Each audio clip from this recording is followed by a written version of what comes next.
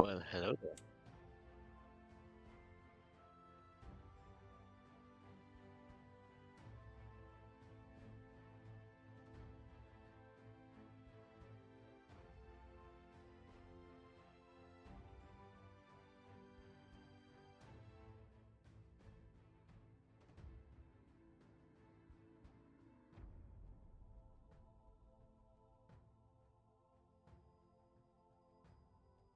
Yeah, very, very, very close all around. And it was very hard to choose the semifinal to cast here, but we came up with the agreement that we expect the one that we will cast to be the one delivering a bit more action. Yeah, so for the first semi-final today, we're going to be casting Aviator and Bonnie. So for the life of me, I can't understand why Aviator decided to downgrade his teammate from SSP to Bonnie. But there you go. He's made that decision. He's going to have to live with it. And their opponents today are going to be Offma and not Offma, sorry, Drakia and Lucy. So we've got the Yes. current rank one versus kind of the long-term rank one in Aviator. Yeah, the rank one in ladder point right now. Yeah, like if we have a quick look at the leaderboard, let me just swap scenes over there for a second. We can see Drakia is pretty comfortably in the lead there in rank one with 29, 40 points. A pretty solid lead he's got there. An Aviator, who is by far the leader in terms of ladder points because he's been rank one for a very long time. He's actually pretty far behind. He's nearly 200 points behind Drakia there. Yeah, but this high, it's very volatile because you're so far ahead of everybody that you never have a very beneficial elo game to you. So it's way easier to lose elo at this rank. So it's kind of understandable that this kind of gap exists. Oh yeah, for sure. And that's like that's a 1 or 2 day grind for Aviator to get back up, right? So there's Yeah. no way that Aviator can be downhearted. There's no way that Drakia can sit on his laurels because, like you say, a single day worth of wins for Aviator or losses for Drakia, and Aviator's back on top. So really interesting to see, how things play out on the ladder at the moment. But nevertheless, I think this is making for a very interesting matchup where we're going to have, I mean, for sure, two of the best current ladder players head to head in Drakia and Aviator. And let's be real, like their partners are absolute titans in their own right as well. We've got Lucy, who I think has one of the most game totals played this season, and Bonnie, who's, I mean, Bonnie's a bit washed up. We don't need to talk about Bonnie so much, but the other three players are all very good. Yeah. I mean, I think including Bunny, they are very good. But I mean, you are entitled to your own opinion. Um, but what I want to say is that it looks like that Joshua and Lucy had a plan, and the plan was to free Lucy of long saves against her. And so Okay. Drescher took rank 1 so that he is now the one getting long saves. So it's all just a plan to free up Lucy from It's the mind starving game. games. Mind games. Very clever. Very, very clever. Yeah, I'm looking at Lucy's profile now, and she has well over 2,000 games played just this season alone, which is kind of nuts to me. Like, that's some Yeah, real dedication to grinding out Legion. Fair but if play. while you're there, while you're looking at Lucy's profile, I want to point out something interesting about that team specifically. Mhm. And just take a quick look at Lucy's profile, remember it, Sure. the graph and stuff like that, Let me and bring that just up on turn to screen. Drescher's profile for a moment. Right. Here comes Drakir's profile. There he is. Rank 1, 2940 points. Got a pretty nice breaker score there. Yeah, 65%. Not but bad. you'll see that the shape of that graph is similar to the one of Lucy. So this means that they fulfill similar roles. And so no matter who is getting back in the game can always take the carry role because of those Yeah. similar graphs. So that is something that is going on for them, is that even if you target one of them, the other one can pick it up. Oh, well, okay. So, looks like you got muted again, and I was No, it's talking it's alone. it's fine. I realised pretty early on this time, so I think it's probably muted for about 30 seconds and then it's sorted. But yeah, All right. it's a necessary thing to do, I'm afraid, when you've got kids running around the house, especially when I Yeah, have yeah. like a 15-minute intro. I can't have them screaming down the mic. It So is all good. yeah, it is what it is. But yeah, if you look at Lucy's profile as well, she has a bit more economist than Drakir does, a bit less breaker. But yeah, both of them, like looking at those graphs, they don't really go for the really long saves.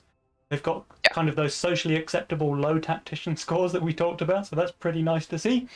But yeah, just the sheer amount of games is honestly mind-boggling to me. Like, remember these are yeah. I mean, both, they play together almost every night. I know because I face them quite a lot. Sometimes it's quite frustrating to always face the same person without the proper teammate. yeah, But stuff are like they are pretty skilled, and it's very hard to be breaking them, as you see from the architect. yeah, for sure. And I was gonna say, like, they're both kind of quote unquote new players, right? As in they started playing Yep, like September last year, which makes them new compared to a lot of us old school players who've exactly. been around for years. But the fact that they play so much, like they're getting in the practice. Both of those Mm. players are like it. I'm not ashamed to say both those players are already leagues ahead of me in terms of skill and ability, Yeah. and probably ahead of 99.9% of all Legion players. So like you can't really refer to them as new players anymore because they've been grinding the hell out of the game. They've learnt it better than nearly anyone else on the planet. Like this is kind of what we were really excited about when Legion did the full launch. We wanted to see some really talented, skilled new players coming into the game, and clearly players like Lucy and Drakir have done that and proved that right. So yeah, love to see it. Yeah, that is very very good, and it's just a proof that with given time, if there is some people uh, like really devoted to the game, they can reach those highs that Yeah. Drashir and Lucy has.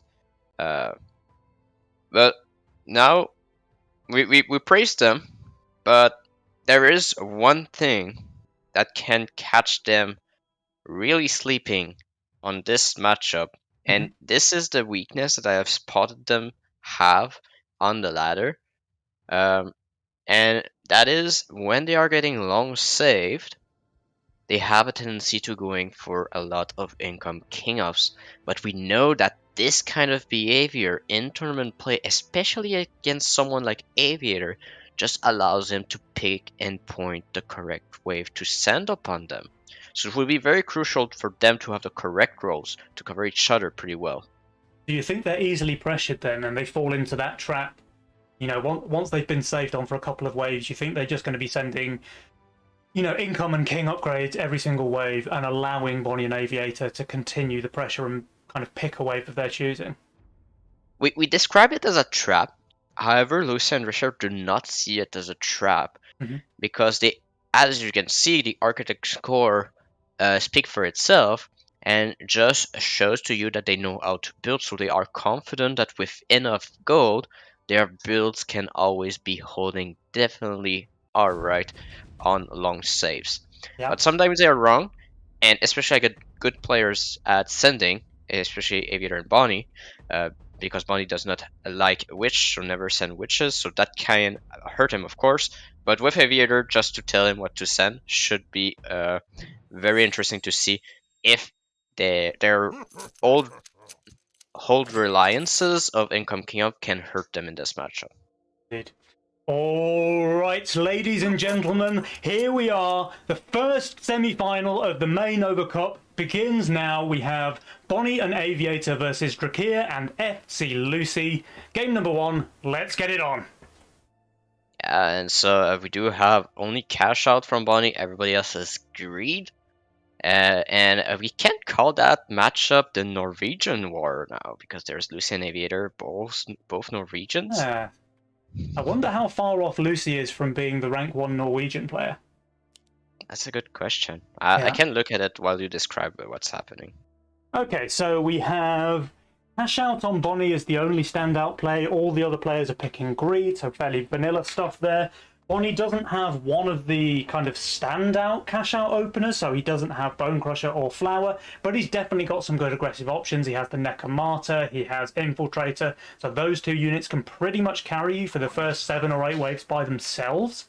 If we look at the spells, there's Pulverizer available, there is Battle Scars and Hero. So only 3 defensive / buff spells. There's no eco spell, there's no aggressive spell.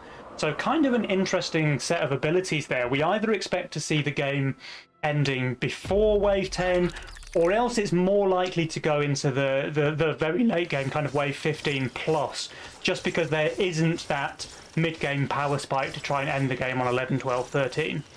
So kind of interesting to see how this one plays out. Yeah, and so there is the openers that are quite interesting. We have Lucy with the most preferred opener here, the Gatling gun, a real terror when Lucy has this Gatling gun, but also Aviator with the Windhawk start and did not send on wave 1, allowing him to get the 40. I mean, he's got the 40, but I mean, Lucy's just going to be totally fine, right? All she needs to do is add a single tier 1, which she does, and I don't see her leaking to 2 snails here, so this is just kind of a little bit of food, maybe, for Lucy's machine. I mean, a little bit of food. However, Aviator does get that in income, so that's 12 income for him. And if it was something that was vulnerable to a 40 cent, it would have been very good. So yes, it feeds the 12 gold to Lucy. However, it does give 12 income to Aviator. Also. And Drakir, by the way, we haven't spoken about his opener yet, but Drakir with the False Maiden Gargoyle opener, going 6 workers already on wave 2 just from the King upgrade that he received on wave 1. So really pushing that aggression, a nice solid early game roll. Doesn't really have any weaknesses before wave 5. So let's see how that one pans out. You need to be careful though on wave 4. If you receive a dino, however, we see Bonnie sending on wave 3, meaning that he will be fine on wave 4. And with the Second Maiden, it announces that he wants to shift on wave 4 for something on wave 5 as an answer. What do we think about Bonnie's build here? He's going for the Flame Fist in the split, which obviously we know that he doesn't need because he's only receiving a 20. But I suppose that's what he's going to end up building on wave 5 anyway, right? So it's but I mean, irrelevant. this is 20 gold that prevents you from pushing the worker a little bit earlier. And with the Chain Fist and the Nightmare, normally you're fine with a 60 cent. And since you receive a 20, let me stop you for a second, Shadow, because it looks like Aviator's in trouble. The 60 cent too much for him to handle. 44% leak there against income from Drakir. So that's 6 worker push on wave 2, paying off already for Drakir here. Yeah, and that's because Aviator did not expect 60. I mean, the 6 worker aggression is not something you predict easily on wave 1. Alright, now we see Bonnie leading the pack with 7 workers, so that cash out, slightly higher cash injection at the start of the game is paying off for him so far.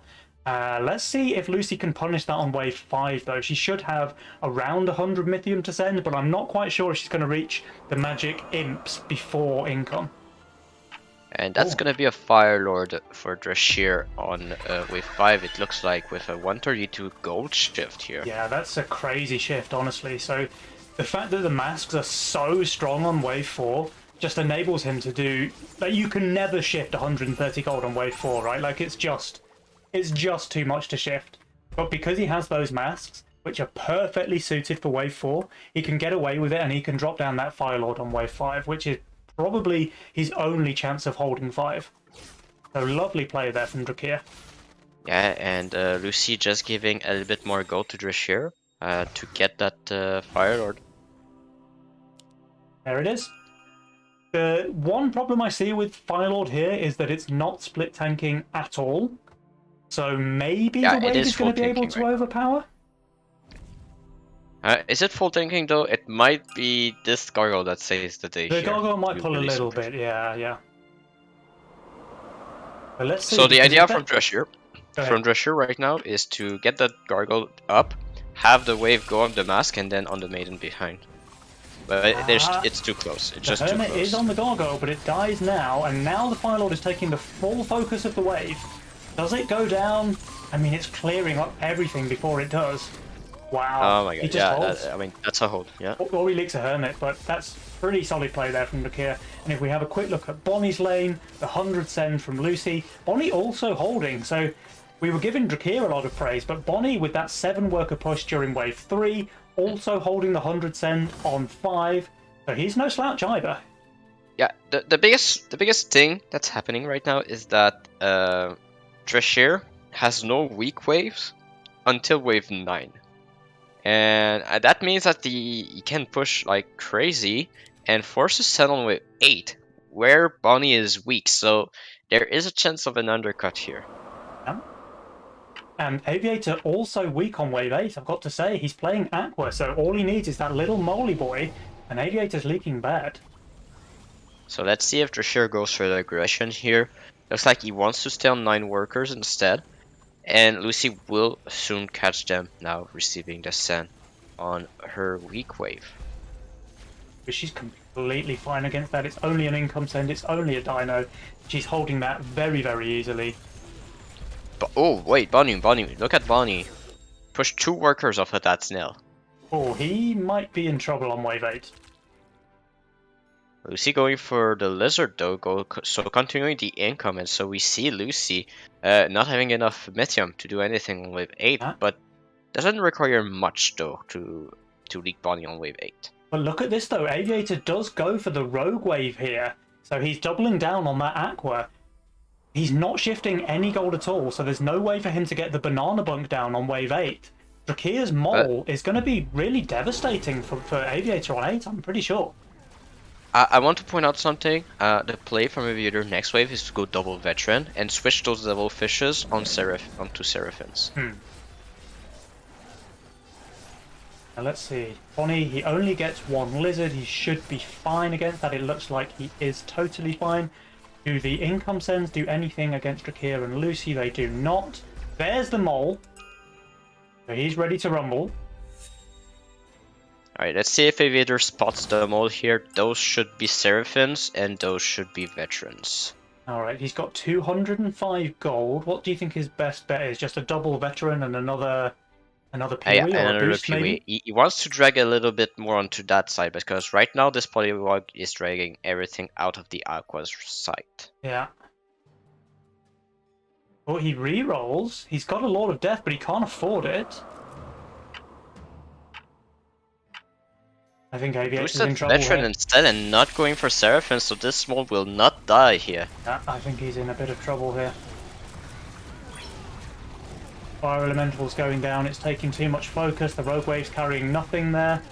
So Fire Elemental already dead. Mole now attacking the veteran, while tanking it, by the way. At least the Rogue Wave takes the damage from the wave before the veteran. This is probably the best case. The mole dies, so that's Yeah. it's not perfect. Could have been a bit better. Could have been a lot worse though. If that mole survives, this is a 75% leak instead of a 50% leak. That is correct. Gonna point out on the net values though, and we can see that despite Aviator leaking here, the net values are still quite close on everybody. Aviator is behind, yes, but Bonnie is ahead. Bonnie is doing pretty well, yeah. So he obviously picked that cash out, which means he started with 5 less income than everybody else. But if you look at the income totals, you can see that with 122, Bonnie has more income than everybody else in the game. And we see here Bonnie and Aviator playing for the late game already, like investing into those king ups. We have Lifesteal Doppel, which I don't agree with the positioning right now, but let's see how this one goes. I think it's fine. This is kind of the old school position. Oh yeah, he has upper split, double so it's doppel fine. on the left. Yeah. And there is Pulverize and Hero. I do think that Bonnie will want to Pulverizer is so good on a Lifesteal Doppelganger. It's worth pointing out as well that that was a reroll for Bonnie. Butcher was not in his initial roll. So kind of a lucky reroll for him to pick that one up in the Butcher, but very, very powerful. So yeah, when that you have changes that up Lifesteal a lot. Doppel with Pulverizer, it's just unstoppable. You know why this is a big deal? It's because this will be the last income sent from Bonnie, and we will see a wave 13 or 14 right away. And with the Firelord on the board, I do expect a wave 14 long save now. and there's a mole send coming out on 10 from Drakir. What he doesn't know is that Aviator's just dropped himself a Holy Avenger, which should, I don't know. Do you think Holy Avenger's enough for him to hold here? Because It all will of not Drakir's be. unit, all of Aviator's units are bad except the Avenger. Yeah, so the thing is that the Avenger will buy time for him to kill the Mole and the Hermit with those Aquas. He will not be able to kill the boss because the single target damage is not enough with only one Avenger, but however, he does get the bonus gold from the The Mole cells. and the Hermit both dead already. They didn't last for very long whatsoever. Yeah, so that's because with the upper split, the Avenger was on the Mole, so this was pretty good for him. And like you say, he's not got enough damage to kill the boss, but he gets both of the sends down pretty quickly, and he's leaking the boss on around 40% HP. Meanwhile, Drakir and Lucy, they both leak. Lucy to no send. So you can definitely say that that's a one trade for Bonnie and Aviator. Yeah, that's a bit good, because now you see Bonnie pushing aggressively, and that's one thing you can do in the mid game with Doppel, with lifesteal. Yeah. And especially when you put Pulverizer on it, it just becomes literally unstoppable. I mean, he needs to place it first, but I do think it's probably a no-brainer to do so. Yeah. And I don't think there's any point for the players to hide their Legion spells this time around. There is no aggressive spell that they want to try and mind game, so you just pick your buff and you place it already. Interesting from Lucy to up into the hero instead of the Polarizer on the gun. So Yeah, wants that's the tankiness instead of the stun opportunity. And hero also Bonnie on the went for Phoenix. So hero. I honestly think that's a misplay. I think the Polarizer is just so good on the Doppelganger. yeah, everybody with heroes. So I mean, especially Bonnie having the white main. So going for the white main aura, the lifesteal, and the hero seems a little bit too much for the Doppel and reduces the scaling aspect of the attack speed that gives Pro Yeah. Rise. But just the ability for the Doppel to like delete its target from the game with Pulverizer is so strong. Like you think about wave 13, wave 15, wave 18, even wave 20 as well. Like that Pulverizer, the mini stun on the Doppelganger, it just pretty much deletes its target from the game. Like whatever the Doppelganger is focusing no longer does any damage until it dies.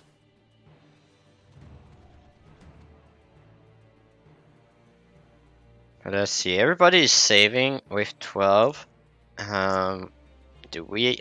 I mean, those are turning into long saves in the mid game. It was to be expected with the Rose. Now, we talked about important for Drescher and Lucy to cover their weak waves. That's exactly what's happening. That Lucy is preparing for 14, while 13 should be covered by Drescher. Yeah, so Drakir's going to get his Phoenix online for wave 13, should give him a comfortable hold there. And as you say, Lucy has a ton of ball value back there, a ton of veteran value, and of course the Vulcan Cannon, so she's very, very strong on 14. Drakir should be able to hold this 13 send, which we do see coming from all four players actually. So is anyone looking particularly weak here? I don't think so. Aviator does need to sell though to get his Sovereign. Yeah, and last wave we did see the boost coming up from Aviator, and that's because he was shifting. And so to get that Avenger, he needs to sell those too. So that failed boost there from Aviator actually pretty costly. And you probably boost those two to drag the wave down onto the Aquas. No, he doesn't. Alright, well let's see how everybody does. I do expect Lucy to leak pretty badly, although she did drop a couple of Berserkers there at the start of this wave, but the rest of the units were just really weak for 13. Drakir, however, did get the Phoenix as expected, and the Phoenix is just perfectly off tanking the split there, giving him a nice little hold here on 13.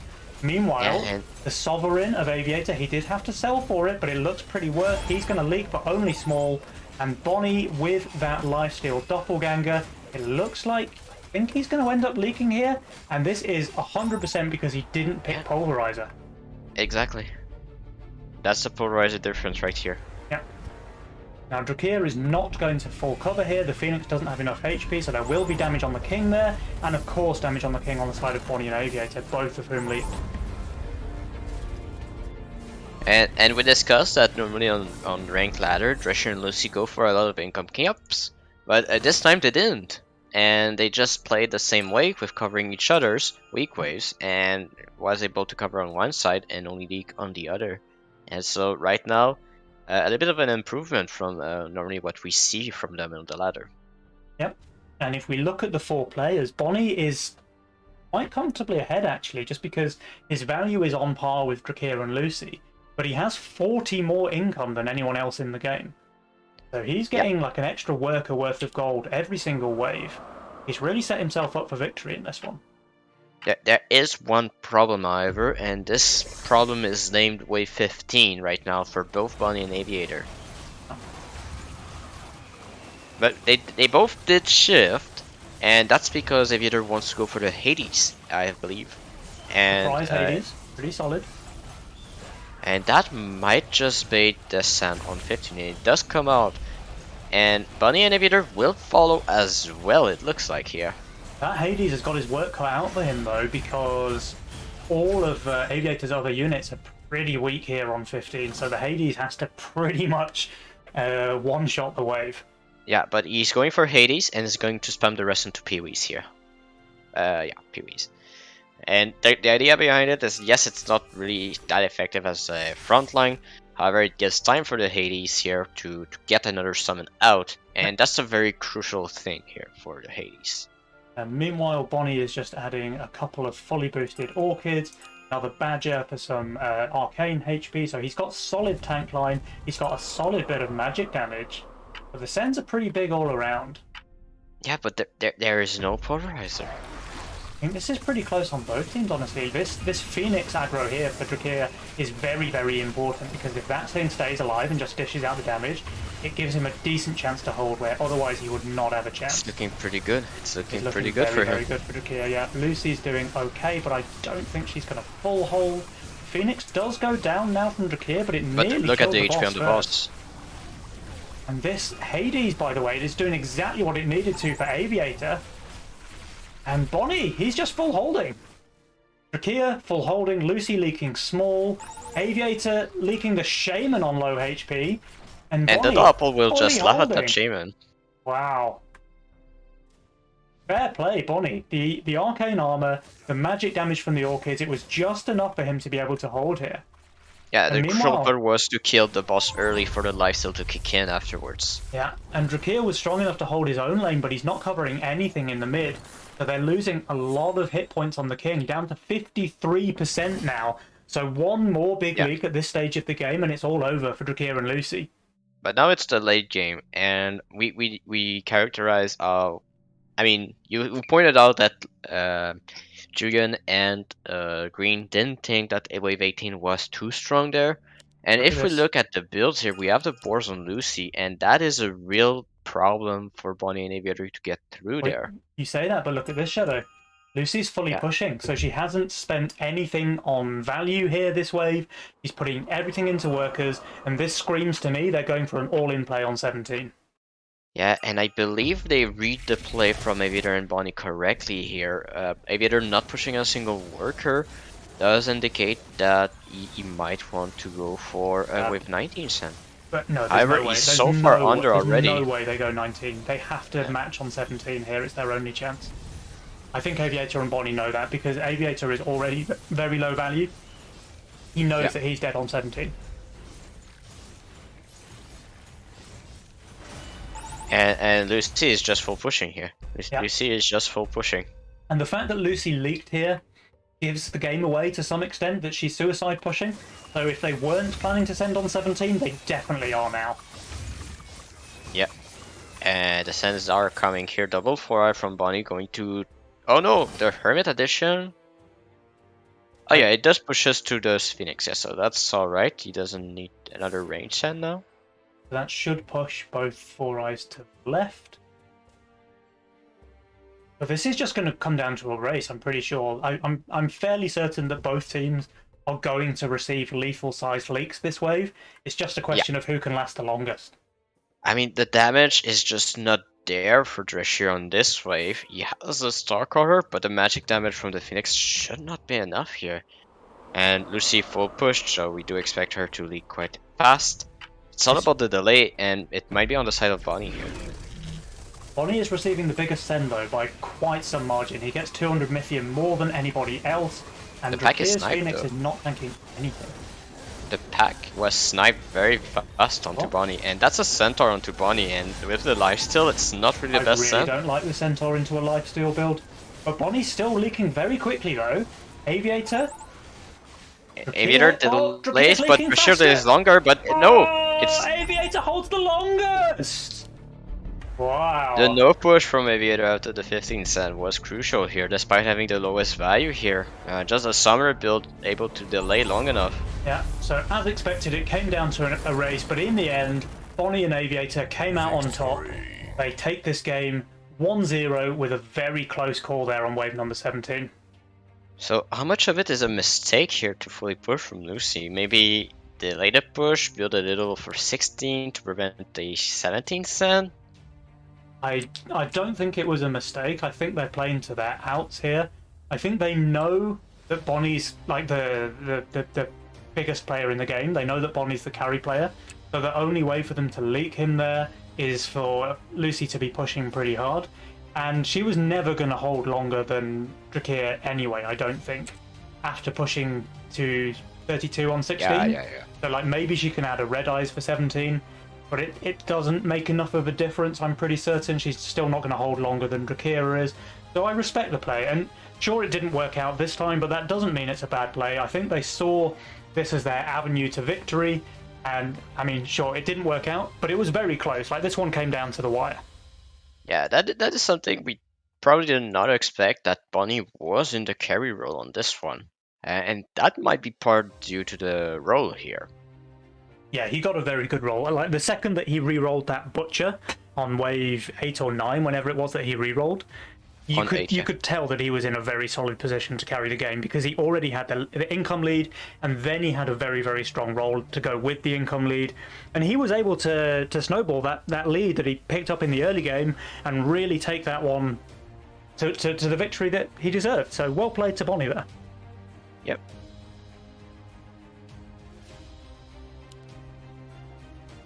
So let's see. I mean, the mid game was pretty solid from Drescher and Lucy. They covered themselves pretty well. But it just turned out a little bit short. Yeah, yeah. I mean, Lucy and Drakea, they both played very well. Of course, the game was super close. I do like Lucy's suicide push there towards the end of the game.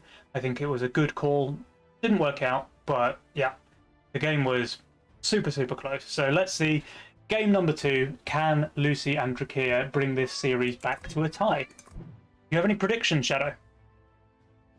I mean, I do expect, with what we've seen, I do expect Drescher and Lucy to be able to take that win. Mm-hmm. However, they need to be a little bit more careful in the early game concerning Bonnie, it looks like.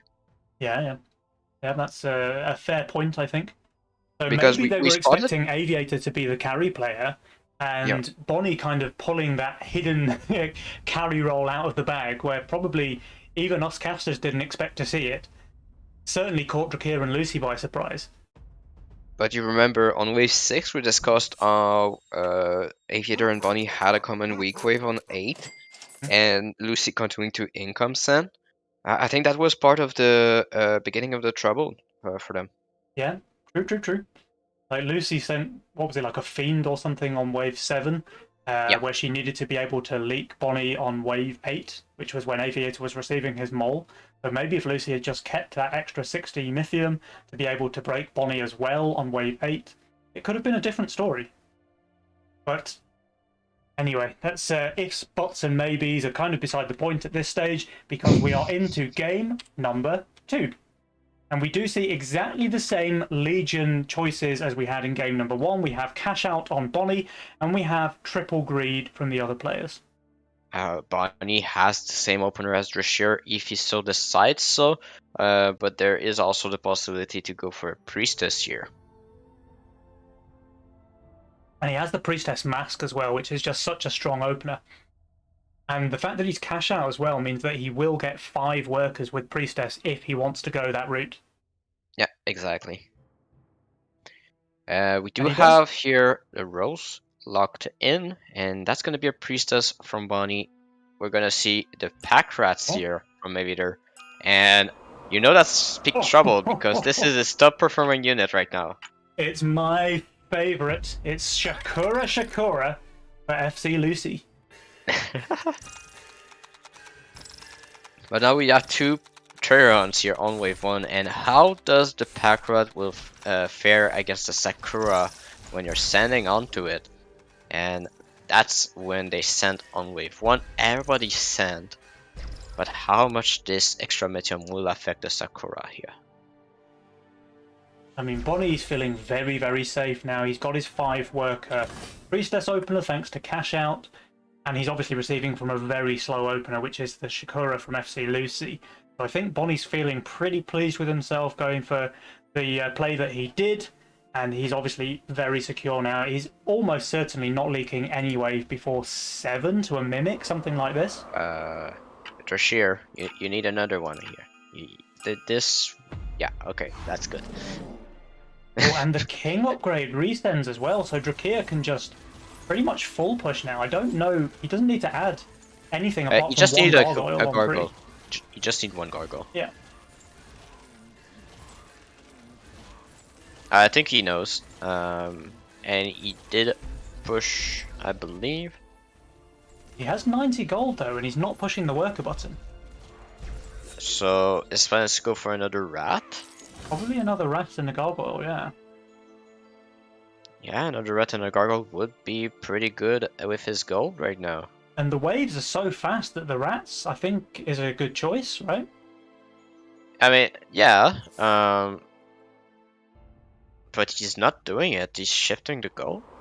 But what's he shifting for? Maybe a Does he disciple? want Avenger on 5 or something? I'm really not sure what's the game plan here for Drashir. I'm not sure about that one. And Aviator does get the DT send. He has his Fire Lord, so he's completely safe. He's now pushing the worker because he received. So I believe that his plan, looking at his goal right now, was to get a disciple out on wave 4, and now just realized that he doesn't need it. Yeah, I would have liked to see him just push the worker, honestly, on wave 2. Yeah, it would have been a bit better. But now go for the gargoyle, the green devil, or maybe not. Going for a second flower, or not. Yeah, I think Drakir has about as much idea what he's doing with his build as we do. So he's kind of changing his mind every couple of seconds, but he goes with the green devil in the end. But right now the Sakura here, talking back onto it, it does receive only a 40 here on wave 4, meaning that it will get the stack, and with a Bashroom on the back here, soon to be a Canopy. Wave 7 is a little bit less scary now. Sure. A single Canopy isn't going to do too well against 2 or 3 brutes, but I'm sure Lucy will be able to figure it out by the time she gets to wave 7. I mean, she has the possibility to go for a Growl onto Millennium too, so that's another thing she can think about. Meanwhile, Bonnie did receive a 60 send on wave 4, didn't push a single worker, so he obviously has a plan. I didn't think his plan would be to add a Wanderer though. I thought his plan might involve a position. I really think this is sporty position. If you want to have a Wanderer with a Priestess, it's much better to have it on the split when you have multiple masks so that you make the wave dance a little bit in the split. Yeah. Well, you need the Wanderer to die fast as well, right? Like, the whole purpose of the Wanderer is to respawn. The longer it stays in this form, the more the value is being wasted. Yeah, and Aviator does receive a 60 here, but does have the Fire Road since wave 3, so I'm not sure about this send. Just wanting to scale, I believe. Huh? That's same for Bonnie going for a Fiend against double flower. This is just the longest wave in recorded history, which has got to be... I mean, I was going to say it's going to be a victory for Bonnie, who has 7 workers, but Lucy has exactly the same. So the long waves are only bad for the two rat players, which is Aviator and Drakir. And right now, I'm not really liking that both teams doesn't really aim to try and punish the other. Like Yeah, both teams are the just trying to Fiend, snowball at this stage, so yeah, I mean the everybody's just Fiend income on sending. 5, the Fiend on 5 onto Drashir here. Want to point that out. It's like, yeah, you have a possibility to leak him if he's greedy. However, if you just skip wave 5 and go 6, you're kind of forcing this pack rat to not be treasure hunted. But now he just can't do it. I think Lucy's probably going to start going for a little bit. Okay. I was going to say Lucy's going to start going for a save, and she immediately sends the brute, just to prove I me mean, wrong. Drashir's gonna follow. So we have a little brute send, but I think Bonnie's going to be fine. The only way Bonnie leaks here is if he thinks that he's stronger than he is and decides to go for a shift. But I think if Bonnie builds, he's going to be just fine.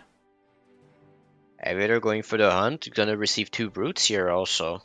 Yeah, but brutes against Firelord though, we saw them yesterday, and they're just not it. You know, they're not the send. A Mimic would have been Yeah, maybe a chance, but two brutes is just not doing anything against Aviator. And even with the treasure hunt, he's still above 800 value. Like, he's just not in danger here. the one who's gonna be in danger might be Bonnie. However, the split seems okay. However, the brute is a lot of damage onto the priestess, it looks like. But is she surviving? She's not. The priestess is down. But But this the is red the main mask, the damage. Tantrum mask, is still on full HP. That's an easy hold for Bonnie. Easy hold Same for for Aviator. Aviator as expected. And sure, Drakir and Lucy are holding as well, but they only got income sends. So again, this is a Yeah. one trade here for Bonnie and Aviator. And that's the danger. I mean, it's very hard to play against those pack rats because it does generate more resources. This means you have more income if you're income sending. And it's very tricky. Yeah, Either you 100%. use that extra resource to get this extra gold in the early game to be almost unleakable, or you use it to put pressure on your opponent. And right now, what Aviator is doing is a bit of both here. Yeah. But right now, it's a perfectly even game in terms of workers, and in terms of income, it's quite similar as well. It is. Lucy has the most value because obviously all the free value that the Sakura is giving there. 7 free stacks is 143 gold. But Sakura, I think, is going to die here. So no free stack on wave 8 for Lucy. So missing 1 stack here is not the end of the world. However, this is very grim looking for Lucy because wave 10 should be another loss of stacks here if she's not careful. I wonder. Okay, so she gets the canopy here. And she is getting an income resend from Aviator, which does take some of that pressure off of wave 10. But I totally agree with you. Lucy is looking super weak on wave 10. However, we need to point out that even if she has the same worker count as Bonnie, there is something additional going on for her, and that's the Chloro Pixie. Yeah, true. Only the one of them so far, but that is going to be plus 8 Mythium on every wave. And that's while being ahead in workers. Mhm.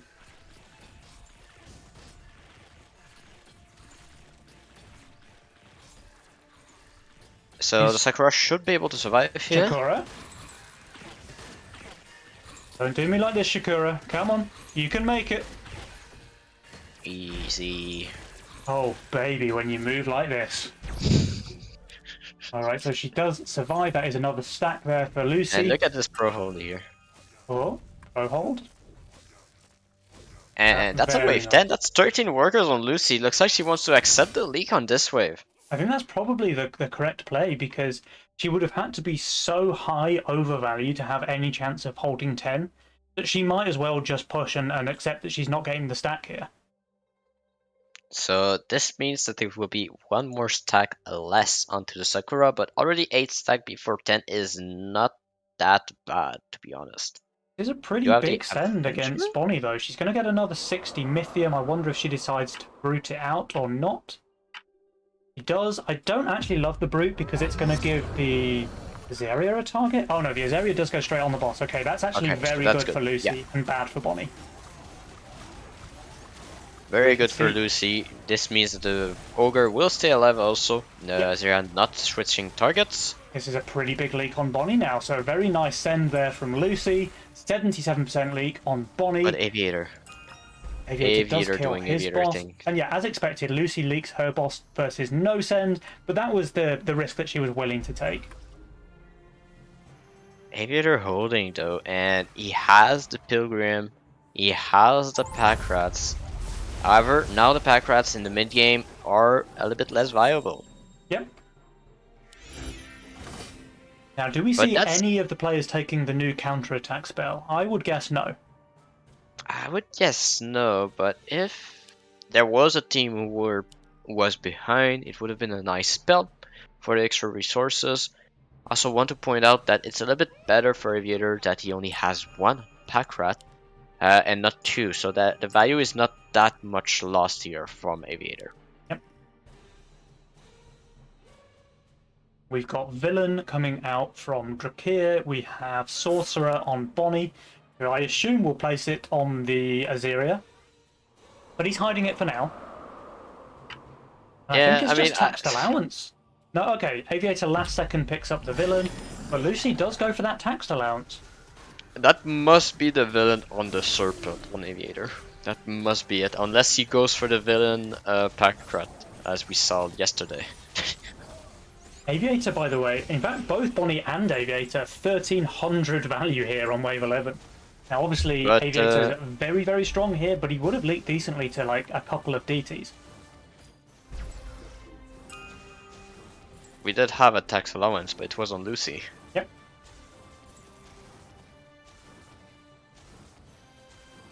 And Aviator just barely holding the sliver of HP left on that chieftain. And he's going for the Phoenix here.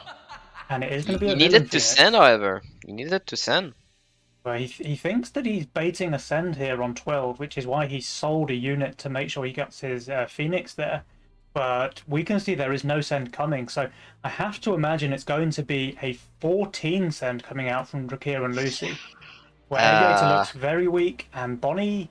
I mean, Bonnie has Haven, but against a decent-sized send from Lucy, I think he's just dead. Everybody's expecting a send on 12. Look, the Harden, the No Trader Hunts. But no, they want to punish the Sakura here. And going for 14 onto Lucy, but Drashir building for 14 with the Sovereign, possibly. Well, Drakir had to harden here because he shifted gold, so he wants to make sure to get that Sovereign out on 13, which he will. So pretty nice play there from him to make the shift there. There is a send, though, Aviator from Bonnie and Bonnie. Aviator. But Drakir, The of course, 4 with the comes shifted in. gold, he There's does the have the Harden. Sovereign. The deharden... He's treasure hunting. Oh, He's the not treasure hunt is expecting. very greedy from Drakir. That's very, very greedy. I was just about to say I'm fairly certain that he holds, but he's just sent 150 of his swift armored units underground. And he's the Harden. I think this is a mistake. Well, I mean, he obviously we can has see it's a villain. mistake, but He has villain, so it's not that bad. Lucy is dragging the send Ghost is Knight huge, on the though. side of the Sakura, though. I think this is just going to be a really big leak on both of them. Oh, never mind. It's a even split.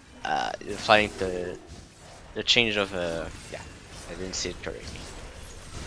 Okay, so the Millennium is at least able to clear the left side split, but Lucy's going to leak pretty much everything on the right. Yeah, it looks like it. So now on the Ghost Knight, I don't expect that to die. And Drakir is actually doing pretty well. He's only leaking the Four Eyes, but it would have been nice for him to cover here, right? Like, if he kept his rats above ground, he would have just held comfortably and probably covered in the mid as Is he well. holding last spell? Oh, No. nearly got the spell. The spell would have killed the Four Eyes.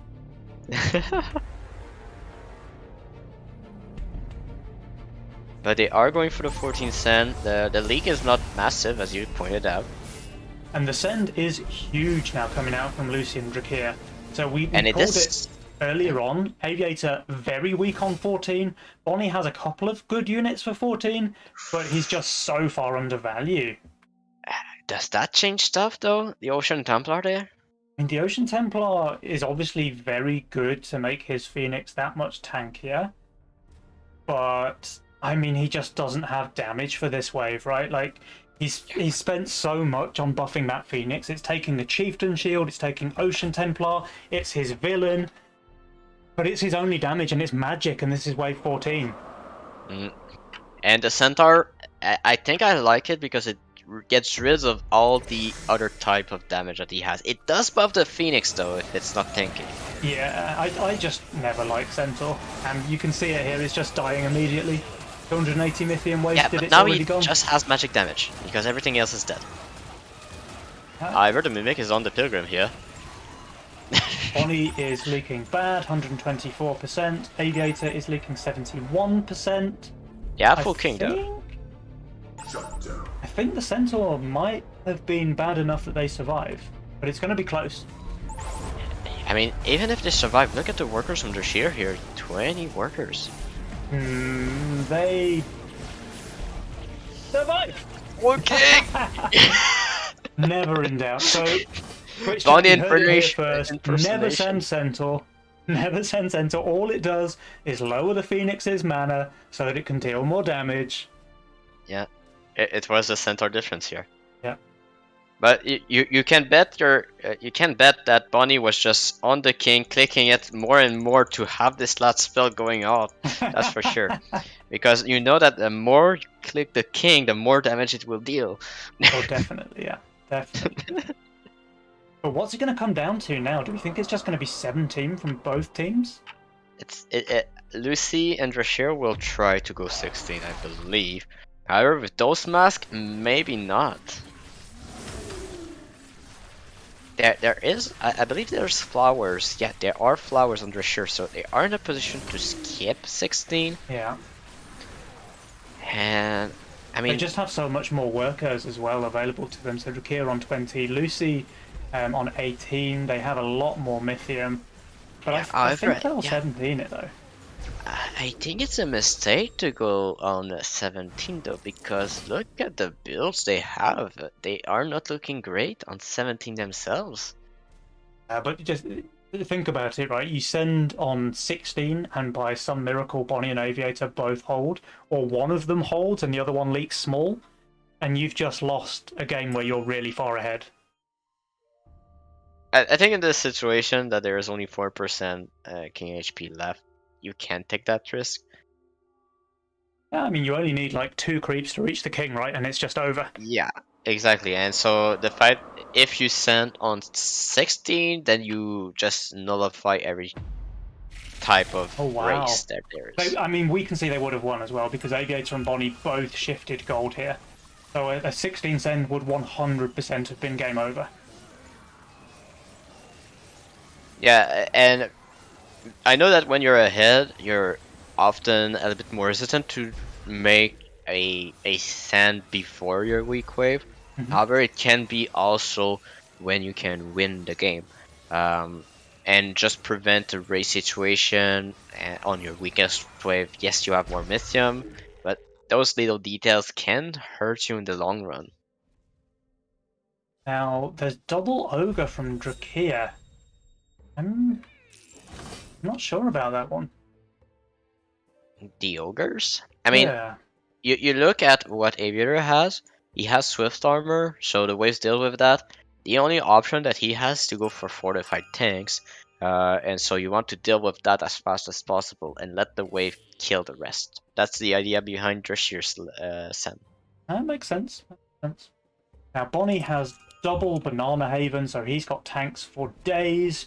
Of course, everybody is very heavily undervalued, though. Yeah, and that's the issue, because with those havens, you can buy a lot of time, and that's the danger here. But we do have a Harden's Golem on Drashir, so that's a little of extra value too. The attack speed slow from the King Claw also is non-negligible. The Ghost Knight was kited in Lucy's lane, so her Doomsday is doing endless amounts of damage before it focuses the Ghost Knight, so that's nice to see. In Because we know Drakir's that lane, everything... I think the Sovereign dies before it pops off, so Yeah, he's but gonna look, leak. this is a league, this is a league, they Oh, are Bonnie taking Aviator. game 2. Wow! Very, very well played there by overpush and underbuild. Drakir and Lucy tying the series 1-1, and we are going to see a game number 3 on our hands. Yeah, game number 3 here, and those games are so close. Those are so small decision differences from games to games that makes those little Yeah. differences. If you look at that graph, right, both teams are just head to head all the way through until wave 14. So because Drakir and Lucy held their nerve, they thought, Yeah, okay, we might leak 13, but it's not going to be too bad. So let's just accept the leak. And that play, that decision that they made, enabled them to destroy Bonnie and Aviator on 14. yeah, Nearly kill exactly. them, left them with a sliver of King HP. Probably would have killed them with a send that wasn't a centaur. And they just gained such a massive economic lead that the game was pretty much over at that point. Sure, there was a couple more waves to watch, but the game was won on 14. Like that decision by Drakir and Lucy to skip 13 was game winning, in my opinion. Yeah, and like Jashir could have held here if he didn't treasure hunt on 13 too. So Yeah. I mean, I understand you don't expect the send onto the sub ring on 13. However, Lucy was pretty weak there to a Ghost Knight, and it came. But the leak was small, as you said. So The league was small. They didn't lose very much King HP at all, and they were able to just look at the size of those leaks on Bonnie and Aviator on 14. They're just massive. Bonnie in particular was just taken out of the game with that send. A really nice play there from Drakir and Lucy.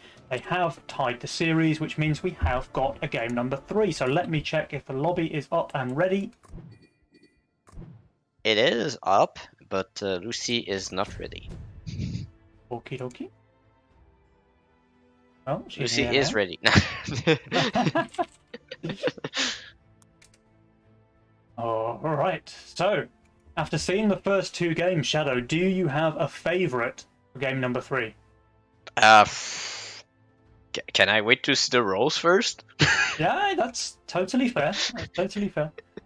I think on strength of play, you know what? I'm actually giving the edge to Drakir and Lucy at the moment because their read of the game in number 2 was just Yeah, very, very solid. I think like they knew which way the game was flowing. They took the correct course of action, and it gave them the win. So I think if they yeah. can keep that up in game 2, then all else being equal, we might see Drakir and Lucy going into the grand final. There is overwork and giant snails, but Bonnie decides to stay with cash out, not going for the cartel here. So switching it up a little bit and looking at the roles, we have Sakura on Lucy possibly, and maybe on Aviator as well. However, I see the rats, I see Aviator, and I know what he wants to pick here. Oh, Lucy not going for the Sakura this time around. She's going for a Graal into Firelord start, it looks like. But the Gatling gun from Drashir, that's the preferred opener Oh, from and Drashir as well. and They with the have Gargoyle as common. well. The Gargoyle is just the perfect unit to pair with the gun. It just makes it very, very safe on the crucial waves like 3 You and know what? 7. I'll disagree with you on that point because I think the rat is much better than the gargoyle here. Interesting. Care to elaborate? Yeah, so the thing is that the gun, very safe on the first 2 waves, so you can do the treasure hunt on wave 2. And this is 75 gold that will allow you to hold any snails too. So you can push, and then on wave 4, you can decide to, again, shift, because this is a swift armor type that will deal with wave 4 as well. And this can allow you to get something very big on wave 5. But I do expect a Windhawk here on wave 4 and treasure hunt. And yet again, we see the Gatling gun player not receiving a send on 1. Oh, Shakura, Aviator this time. So let's see if those hips are going to carry him to victory. And I must say that I don't like the roll. I do like the fact that he has bunk with it. I think it's one of the best combination. However, the early game's gonna be a little bit hard here to get to that bunk. And if he doesn't do the shift for the bunk on wave 7, he's dead because none of his other units are good on 7. Oh, but I want to point out something. Look at this. This is a Sky Queen from Bonnie here. And he is the only player that is top performing unit is the Sky Queen. Really? That's interesting to me. But now Bonnie, skipping the king up on 1, was forced into sending a snail on 2, and that just means no pressure from Drakir. I wouldn't be surprised to see him go 6 workers on wave 3, honestly. But he does not. He goes for a second gargoyle, okay. Yeah, They're playing a yeah, little bit and scared. Nope, I he's think changing it's his a nice mind. He's selling the adaptation. gargoyle, he's pushing the 6th worker. I prefer that play from Drakir. I think the 6th worker is Isn't absolutely it warranted. that double Snell though? Not dead, like he might leak small, but it's totally worth it to have the extra worker. Yeah, and Bonnie's not sending the second one. In which case he just holds. Yeah. And Lucy receiving the Snail King up there into her Firelord, so she can just push pretty hard. It's a nice adaptation by Drashir to not send on wave 3 onto the Sakura here. And Bonnie will leak against the double Snail. Not a big leak, only 4 creeps. I wonder though, if Drakir had sent the Dragon Turtle, this may have been enough to kill the Sakura. No chance, no chance. No? Going for the double DT here onto Aviator, but Aviator going for the Chloropixie? Oh, the Is double that DT enough? is so good though. The Chloropixie will not even come close to killing the DT on the right hand side. So that's going to reach the I think it would have Sakura been as much well. better to go for a Vard there. However, I can understand the reasoning that he wants the Mythium. I think this is going to be a leak. I do think it's going to be a leak because this was a 6 worker start from Aviator. Yeah. So the Sakura kills the left hand side turtle, but as expected the right hand side turtle is still above 50% HP. So Sakura 2-shotting the chickens here does mean he's going to kill quite a few of them, but that's still a 58% leak there on Aviator. Nicely played by Drakir, denying that stack on Sakura. Yeah, so it's 1 stack on wave 4. It can be problematic for that wave 7 because he needs to shift on 6. So if Drashir reads the play correctly, he sees a lot of magic damage. He has to expect a shift on 6 to get something for 7. And he could send something like Imps on 6, which would just destroy Aviator. Or even just, 3 Dragon Turtles. Yeah, so let's see if he spots that weakness. We do have Bonnie with the Steeds, can be quite strong on 6 because of the attack speed of the Sky Queen and base damage. Important to point out as well that he has a Tempest with the Sky Queen. It is the best aura for the Sky Queen, I believe. It does make it so that the attack speed is that much more efficient. However, with 5 looks like a bit of a problem here for This him. looks like a bit of a leak for Bonnie here on wave 5. Indeed, 64% there. I mean, And that's killing the Sakura. it is killing the Sakura, so another denied stack. That's huge. And something I want to point out, that without having that 4th stack, Sakura is no longer 2-shotting the mini Scorpions. It takes 3 attacks, which basically means it has 50% less DPS on wave 5. Exactly, yes. So had Aviator not leaked wave 4, he probably would have been able to keep to fully cover Bonnie's leak here on 5 as well.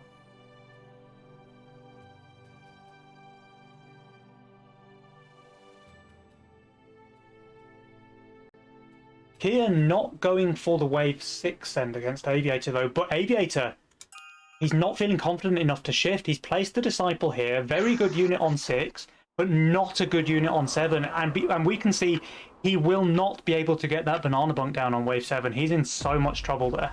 Yeah, that is problematic. Yeah. That is really problematic. Things are not looking good for Bonnie and Aviator here in game number 3. They're going to need to pull off some kind of miracle to bring this one back, I think. I think Aviator just was a bit too greedy with the Sakura early game. Like, going 6 worker, yes, can be fine. However, if you're getting saved upon, it's not really that good. Okay, so here's the send on 7. It is a pack leader coming out from Drakir. I mean, I can understand why. You see nature defenses. Yep. The wave is gonna be well enough to kill that. And Drakir has just placed a second Gatling gun here on wave 7. Okay. I mean, it's more damage. Yeah, it should enable him to hold wave 7, I guess, but it's not ideal for the rest of the game. But I just want to see the devastation in Aviator's lane because he is leaking really hard against this 180 send from Drakir. Yeah, I mean, it's not even close. I mean, the Sakurai split tanking here, which is a bit of a saving grace here, but yeah, it's just not enabling even him. close to enough. He's a massive leak here for Aviator. I mean, look at the state of this. That is a 96% leak for Aviator. Bonnie, he's doing okay. I think it's going to be a bit touch and go for his Sky Queen there. It is attacking at maximum attack speed. Look at that thing go. Spin to win, baby. So Bonnie does hold, but he's not going to cover very much at all in the mid. In fact, we see it die pretty much instantaneously, and they're going to take a decent chunk of king damage now. Yeah, and I believe it just comes out to the understanding of the unit. We discussed about how Drashir and Lucy played a lot of games here, and those games are in this patch, and this is with Sakura, so Sakura experience might not be on the side of Aviator for now. Yeah, and let's look at Aviator's Sakura, because only 4 stacks out of a possible 7. That's a lot of missed opportunity there for Aviator. Yeah, and now they are both behind in workers compared to Drashir and Lucy. They need to make something happen, but against the guns and the Phoenix here, again covering each other pretty well on the waves here. It's gonna be an issue. They just continue to income send though. Like Drakir just doesn't have any pressure on him whatsoever. Bonnie sending another 4 snails here. And it might even cause a leak, but who cares? I mean, it's still more gold towards Bonnie and Aviator, so maybe it helped them to hold the next send. It's 42% only though, so it might be suboptimal. But Drakir has the worker advantage by 3.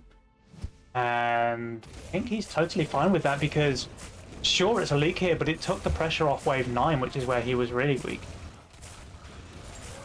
Yeah, and Bonnie was very weak on wave 9 as well. He's minus 130 value here. More to the point, that little leak from Drakir just gave them an extra, what, 20, 30 seconds worth of Mythium generation for the big send that's coming out on wave 9. So here's their counter-attack. Bonnie does get the second bore, so he's got good tank value, but his only damage unit is a Sky Queen, which is double penalised on wave 9. So it's pierced into a fortified wave, and it's ranged into the Carapace's 15% range reduction passive. So Bonnie just... his damage is non-existent, basically, for wave 9. He's healing the wave right now. With he's healing the wave. Let's watch this Sky Queen just heal the Carapaces when it attacks. I mean, sure, the double bore is going to take a long time to die. But on the side of Aviator, he does have the bunk. The steeds are sharing the aggro. It will enable Aviator to hold here. But Bonnie's gonna leak more than 50% here. Bonnie's leaking decently. He's not going to kill the mole. That's a 73% on Bonnie. And yeah, like you say, Aviator holds his own lane, but Shakura's going to die again in the mid. That's another stack.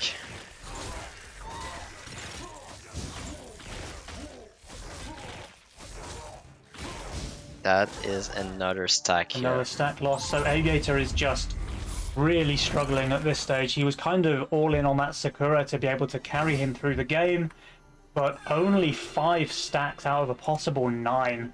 Yeah, okay, so now let's just think about what's the current state here, because now everybody's sent on wave 9. Either was it for income or to break. But we have King Ups on the side of Bonnie and Aviator, including Ailing, so they have a chance to catch back up in HP. They have a strong 11 and 12 composition as of now. Aviator has a strength of 13 as well, just like the tank. So good coverage for the mid game as of now. But we can say the same with Drashir and Lucy. Look at Bonnie's roll though. He's already re-rolled. Can you see a massive gaping hole in Bonnie's defenses? Well, yeah, I mean, on paper, wave 13 is an issue. But with the Leviathan, it just makes so the Sky Queen is able to kill wave 13. Nah, there's no chance. If Bonnie gets a big send on 13, he's leaking the whole wave. I I mean, it guarantee gives a it. damage. It gives enough damage for it to be relevant on 13. That's what I want to say. Uh, I don't say it's going to be a hold. It just makes it the Sky Queen is useful on 13. Fair enough. But I'm saying it here and now. This is a Pennywise promise. If Bonnie gets a send on 13, he's leaking the entire wave. That's going to be 100%. He's not leaking the entire wave. He's leaking, going to be yes, a but home run. It's going to be 100% leak, Shadow. Come on. it's not going to be 100. Not going to be 100. All right, so both of us, it seems like putting our caster reputation on the line. I'm calling 100 plus. Shadow's calling less than 100. And whoever is incorrect will be forever branded as the biggest pleb of all time. Bonnie and Aviator both taking the taxed allowance. Yeah, I'm kind of surprised if you did not go for a sorcerer with a star carder possibility, but I can understand why. But on the other side we have the Viat sorcerer and the Trinity sorcerer, so that's terrible here for Bonnie and Aviator to see that Trinity sorcerer, because that makes it very good on 13. Yeah. And looks like the Sens are going to be on 13 for both teams. Oh. There is the red eye going on for Bonnie. Yeah, Still no Leviathans. He's in so much trouble, dude. He's in so much trouble on 13. I mean, the values are not there for anybody. Pennywise promise, dude. Coming in hot. I mean, it won't be because there is a cent problem. It's because the values are just not there for anybody. Aviator is on high value, right? So he's only 45 under at the moment. Rakir and Lucy are actually more undervalued. Interesting work here. I think this will be Linus on the star carder. Right, here comes the send. There's a pack leader from Drakir. That one's maybe a little bit questionable. Lucy has 420 Mythium. What does she want to send? Four Eyes pack. Okay. Income from Aviator. He wants to try and hold. I mean, he sees that Lucy has the Phoenix, and he just thinks, okay, well, that's, you know, she's not leaking. I might as well just go for income and try to survive their send, which he knows is coming.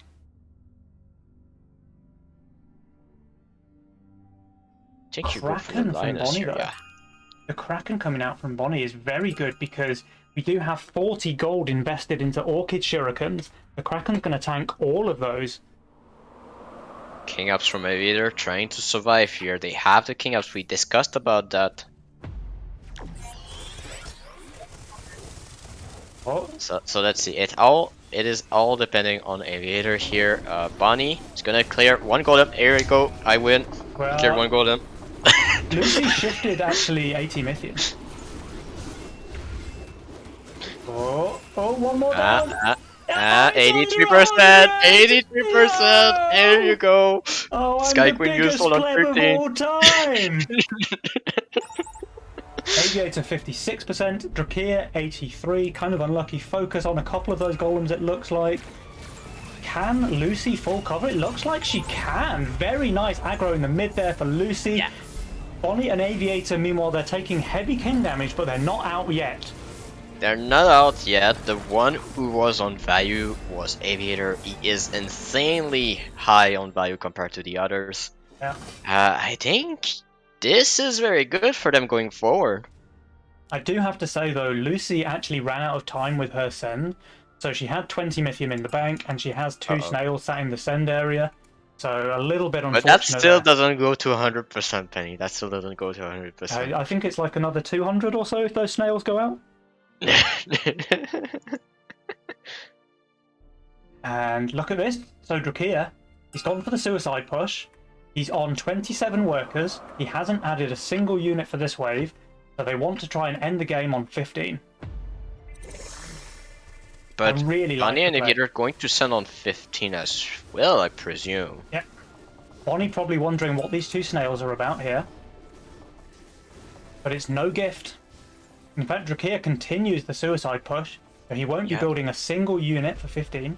But now Aviator and Bonnie know that it's coming, because with this pro league have to know. Yeah, they have to know. So I wonder if Aviator pushes as well.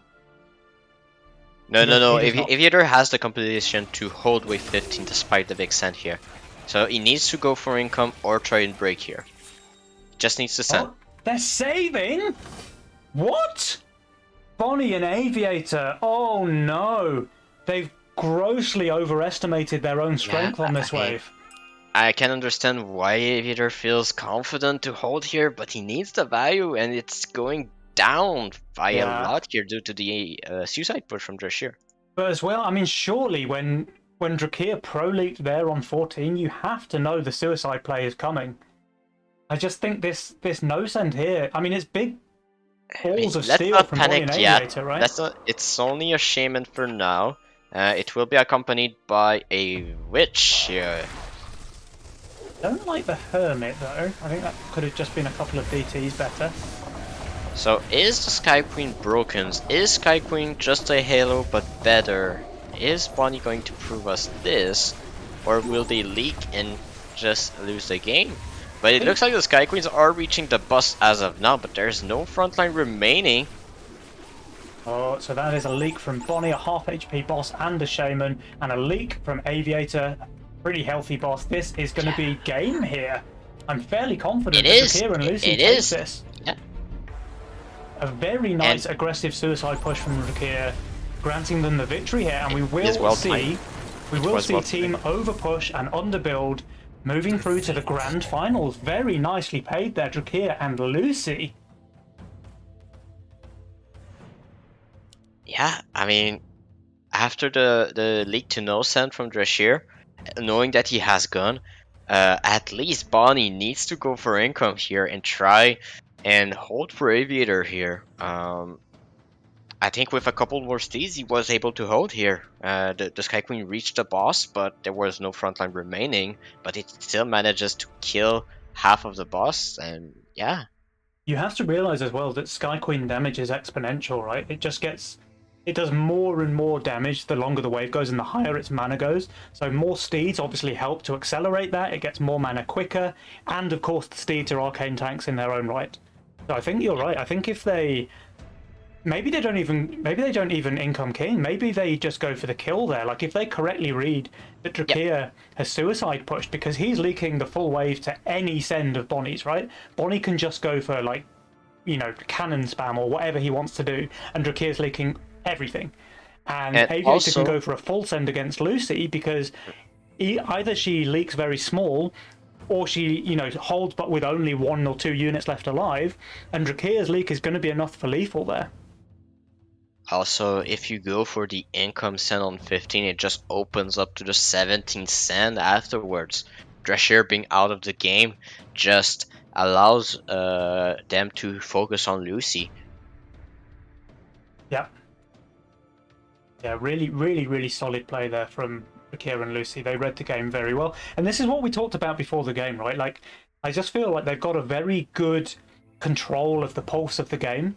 Like, they understand what the win condition is and they just seize it. Like, they spot their victory a mile away and they were playing towards this outcome from like wave 11 or 12 already. They already knew what they wanted to do. They had it planned out, and they followed the plan and it worked. So really, really solid play there from Drakir and Lucy. I really like to see it. Yeah, and yeah, I mean, it turns out that preparing to cover for each weak wave of your ally just allows you to make those plays as well. So very, very good. Let me check if we know the result of the other match. I believe we do. And yes, it is. It will be Viderson and King Dan's facing towards Drashir and Lucy. Very, very nice. Oh, so Abraciat were victorious against WWS8L PPD, were they? It was a 2-1, so close 2-1. series as well. Oh, well, commiserations to Green Spirit and Bounce Das Brot. Unlucky that we don't get to see those guys in the grand final today, but we have a very, very exciting series nonetheless with King Dans and Witherson, possibly the two greatest players of all time.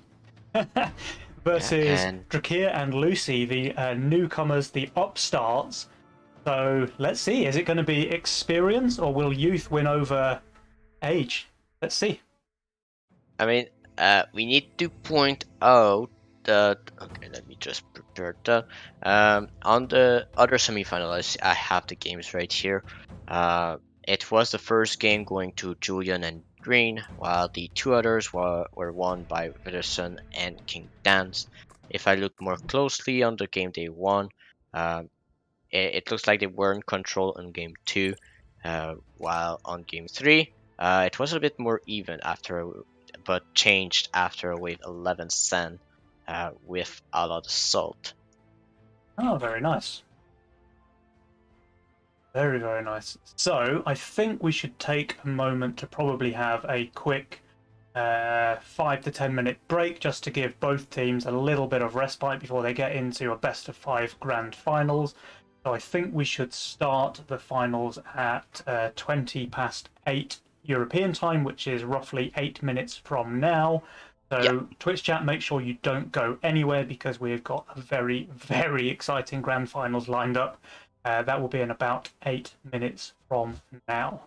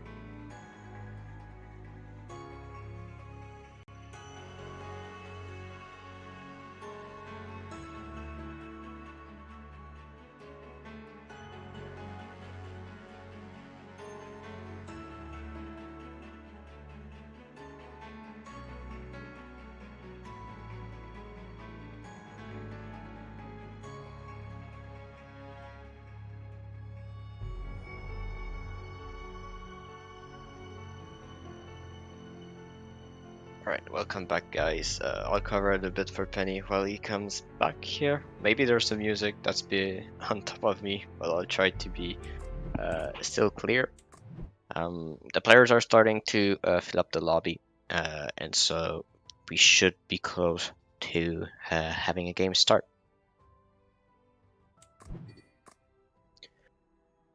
So, for those who don't know, the final will be King Dance and Vidderson against Drashir and Lucy. Both won a very close semifinals and are now facing off each other's. Yeah, this is going to be a pretty exciting matchup.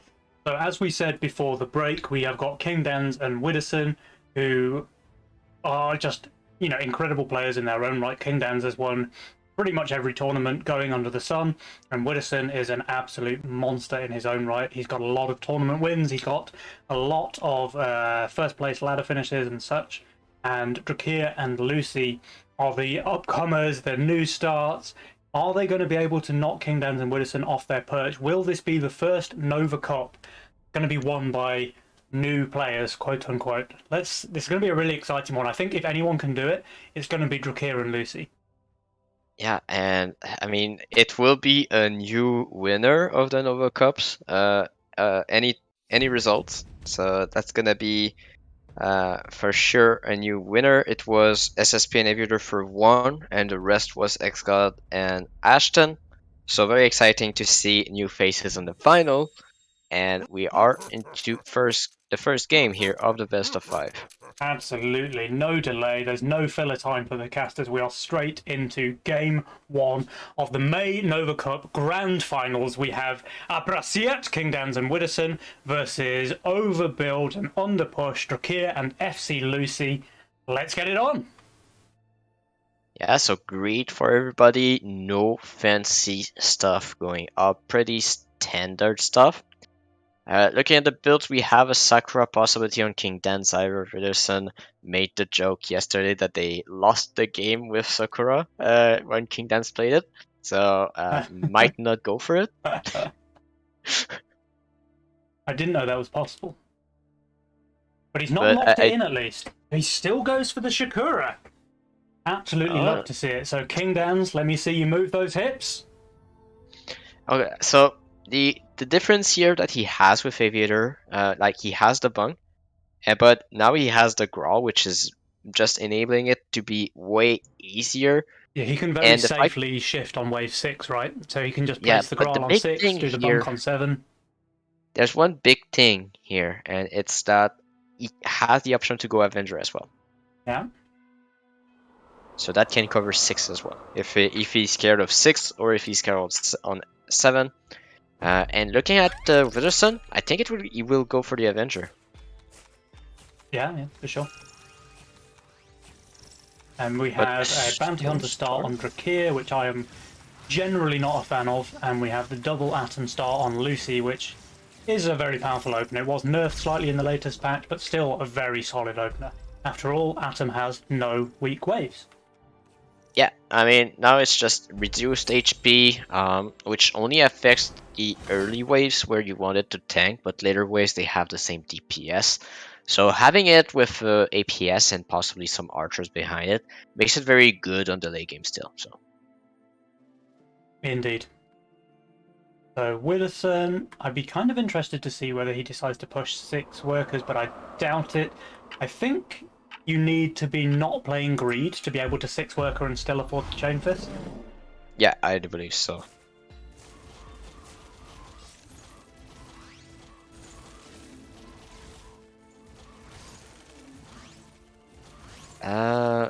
So the Sakura is just going to go for the seedling on wave 3, classic stuff. He needs to be careful on 4, however, if he does not get sent. And we'll see here that he won't go for the 6th worker, as Aviator did. So I think this will be the difference. Because it looks like Lucy is going for the double DT play as well, if she can manage. So I was wrong. You can afford the 6th worker and the Oathbreaker with Greed. You don't need to be YOLO or Cartel to reach that breakpoint. And that is just such a Interesting. solid start to the game for Widdowson there. Yeah, very solid. Needs to be careful on wave 5, however, he has the Infiltrator or the Vashroom, if he so decides so. Or even the Sea Dragon. I mean, the Sea Dragon can be quite solid as well.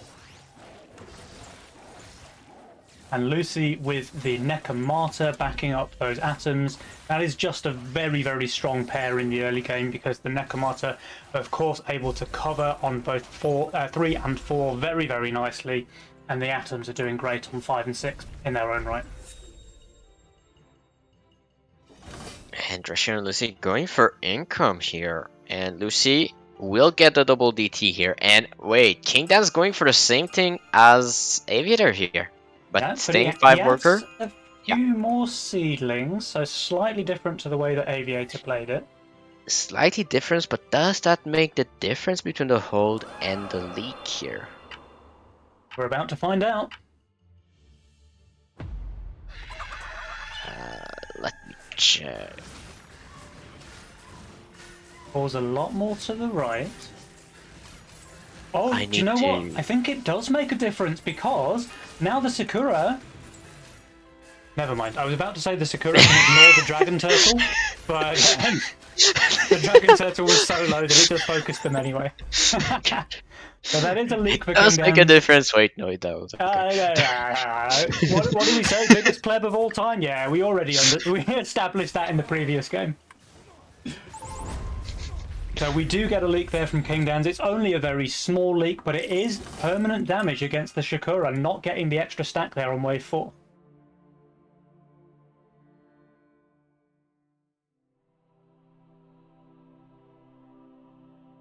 Yeah, if there's anybody in chat that can just link the bracket, that could be good. I'm not able to do it right now. No I'm problem. trying to, but just doesn't work.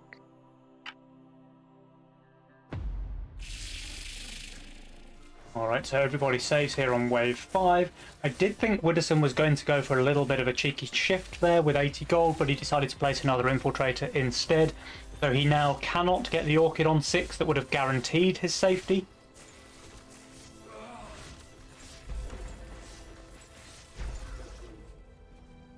And here comes a big send from Dans and Widdowson. So Drakira and Lucy anticipate it, they go for sends themselves, but their sends are much smaller and much less dangerous. Alright, okay, so I managed to post the link to the bracket, so that should work. Very nice, very nice. Service with a smile there from Shadowings. Alright, and the Alright. Wisp 6 Sen is coming here to try and punish, but we don't see the Avenger from King Dance. Well, as discussed, King Dans can safely shift with the Grawl, so he doesn't need to go for a risky play. He should just be completely fine there. The Grawl even perfectly tanking the Brute and nothing else is just incredible for King Dans. That's Yeah, about and the as good Sakura as he could have hoped damage. for. So that's an easy hold for him. Widdowson looks like a pretty comfortable hold for him as well. But Lucy, 70% leak there. The big 160 send on 6 from Widdowson, too much for Lucy to handle. And meanwhile, Drakir, he's leaking as well. I mean, sure, he's only leaking 1 imp, but It's King damage. in conjunction with the bigger leak from Lucy, this is a decent chunk of King. Yeah, so decent King damage. And Widdowson ahead in workers, 10 workers going for Widdowson and 9 on King Dance.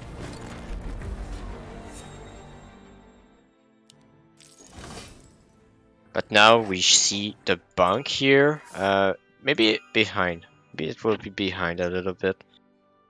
But usually I like it in front so that the Sakura can kill any big tank that's going on. But you want it behind if you want to drag the tank away. And it's gonna be behind, so he wants to drag the tank away. So that's nice positioning there from Dan's. Widdowson's looking solid as well with his 10 workers. Here gets another 60 income send here, so he's pretty happy to see that. Does take the pressure off of him on wave 8. He doesn't need to try and get a kingpin now. He can just safely get that on wave 9. Yeah, and I do think he will be forced to get it on wave 9. However, it's still possible with the Sea Dragon that he can read it. However, without any clear tanks, except from the boars, I do think he will prefer to get that Kingpin out. And Lucy's looking very vulnerable on 9, by the way. The A bunk is little bit not going to less help. now. The bunk is not going to help her. Like a mole on wave 9, and Lucy just all of a sudden has 0 DPS. The bunk is not enough. Yeah, I mean, it's not enough, yes, of course, but it does help a little bit at least. Sure. Now, Drakir goes for the second bounty hunter here, so he wants to keep farming those stacks. He will, of course, reach the Kingpin, but this 120 resend from Kingdans, I think, is catching Drakir off guard. He will leak this, I'm fairly sure. Yes, he will leak. There is no pierce damage except from those bounty hunters. However, the DPS on those is pretty bad. So we'll see if the Sea Dragons can still delay. King. 4 units splitting the wave, but he's not getting the Chloropixie Mythium though. It's not the end of the world. It's only 8 Mythium and he's ahead in workers. So And Drakir is going for a leak, which is just opening up Lucy to even more Mythium sent from Widdowson here on 9, where she's already that's weak. an ogre already. That's an ogre already. I've had a request from Twitch chat to look at the Mythium generation, so there it is. And we can see that Kingdans and Widdowson are very comfortably ahead of their counterparts there. Widdowson leading the pack by around 60 Mythium ahead of Drakir. And Lucy pretty far behind. Nearly 100 Mythium behind Widdowson's generation already. Yeah, it was a very rough early game. They'll need to fix that in the following games. They'll have a more solid early game because it looks like Kingdoms and Wilson are having it very solid. Yeah, everything's going their way so far. I mean, Drakir should hold this with his Kingpin because the send is only very small now from Widdowson. From Kingdown, sorry. But the send from Widdowson against Lucy is much bigger. The Ogre, the double snail there, and the Ogre just destroys the bunk in a matter of seconds. So now Lucy's big tank is down and her squishy DPS units are going to start crumbling soon after. But we will see a wave 10 send, I presume, because there is Lone in the game. Yep. The leak from Lucy is not terrible though, Only so 60%, it's something. and Drakir will cover that. So there's not really going to be any king damage to speak of. So nice play there from Drakir, making sure to get the Kingpin out. Did hold the resend of Kingdown. Did cover his teammate's leak. And here's the counterplay. So we see a pretty big send now coming out from Drakir and Lucy on wave 10. Kingdowns is very weak with the build that he has. Now, we know that he can play an Avenger, but I don't think a solo Avenger is going to be enough when the rest of his units are so weak on wave 10. The problem here is that the Chloropixie will net. Oh wait, that's a reroll? Or did he have those archers? Kingdans, I think he just re-rolled it, and he's going for the double archer instead of the Avenger. But now Lucy, who by the way sent a mole, not even knowing that Kingdans had the archer in his role, the mole is perfect. So good against that, because it's not a Trinity archer, it's double elite archer. The mole is just shutting down that DPS so hard. And the pack is doing the same thing to the Trinity here, splitting the arrows. Well, the pack, will it die? It will. That's pretty big for Widdowson. That's 40 gold. And Kingdans, he was on shutdown. So that is one downside to Shakura that we haven't necessarily spoken about. All of that extra value that she generates, 20 gold per wave, does make you much more likely to go on shutdown. And Drakir and Lucy have just gained themselves 25 extra gold. They're going overwork. They're going overwork. Well, they're pushing hard.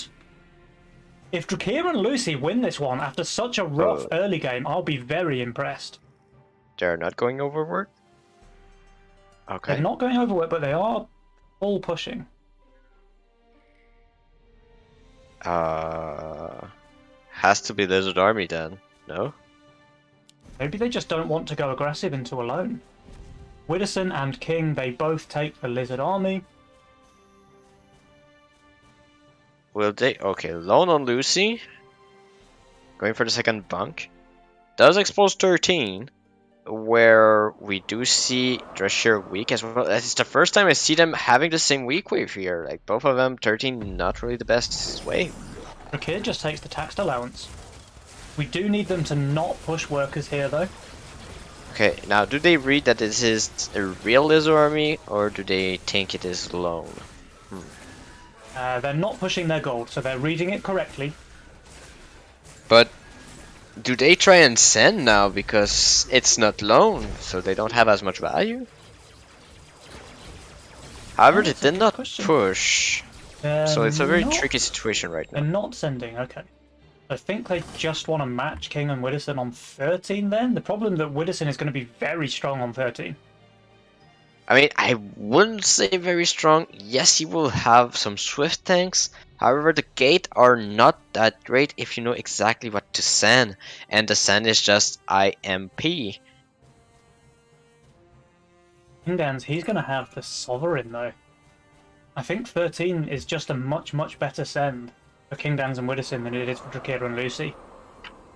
But what is the front line? What is the front line for the Avenger? Tell me. It's true, but he's going to have the value, right? Lucy does get the halo, so she will have the big halo, but she's going to have similar issues with lack of frontline, because her only tanks are 2 banana bunks, and they're really not that great on 13. It will be a lead for everybody, and we need to keep in mind that those lizards are bonus gold, somewhat bonus gold for Drushy and Lucy. Yeah. They're also, like, it's an aggressive spell, but the 3 lizards, like, it's 120 Mythium plus, but it's a really bad 120 Mythium into what Drakir and Lucy have on the board. Yeah, that is true. So it's not the perfect aggressive spell. Obviously, there's a plus 45 that you get as soon as you pick the lizard army, but it's really not as good as it looks. Like, the 120 Mythium is only worth 60, let's say. It's enough for another lizard. It's enough for another lizard, yeah, you are right. But we do see the Sovereign here on King Dance. To have the full gate here on Widdowson. The values, King Dance going to be overvalued, but most of it is on the stacks of the Sakura. Look at this. So Drakir, he has triple Zeus, which is good damage against 13, but the Siege Ram just tanked all of them forever, and Drakir is leaking all wave. 98% Lucy, 120% Drakir. I'm pretty sure this is just over. Yeah, I mean, there's leaks on King Dance and Widdowson, however, they are not fast enough, nor are they big enough compared to what Lucy Dance and Widdowson wouldn't even sweat that leak, and meanwhile, Drakir and Lucy, they are out of it. I wonder if they're playing a little bit scared against Dance and Widdowson. I mean, I think there was a better play for them. I know there is lone, however, if someone is playing lone, normally they want to prepare for 11. Rather than 12, and you can definitely make the argument to go for the over 12 from Drescher and Lucy and try to go for a pro league on 11. Lucy was in a good position to train that and do that. Yeah. Maybe a big 12 send would have done some work against Dans and Widdowson. Yeah, but they need to read that King Dans and get Haven, I don't think. I don't think so, no. You would have been needing to send to get that Haven. So that's the thing. If you Pro League 11, you're forcing the send on 12, which is your strong wave, and you cover the 13 send, which is your weak wave. Yeah. And instead they decided to match the 13 send against King Dans and Widdowson, but they were too weak on the wave, and they were too behind. It wasn't winning play, and unfortunately Drakir and Lucy pay the price. They drop the first game, and King Dans and Widdowson Abriciate are ahead 1-0 in the main Nova Cup Grand Finals. So I'm excited to see how this plays out. But I do think there was a window of opportunity for them to go on Wave 12 if they would have taken Lizard Army or Overwork. Yeah. I think when I saw them both full pushing after wave 10, so Drakir went from 14, well, not full push, Drakir went from 14 to 16, but Lucy went from 10 workers to 17 workers. I was pretty sure they're just going to take Overwork and go for the undercut on 12. And I was kind of disappointed when they didn't, and as you've just been talking about, it may have been their only chance to win the game. It just swings the momentum. That's the thing. It's just about swinging the momentum. You lost the early game. You need something proactive before your weak wave on the mid game to try and recover.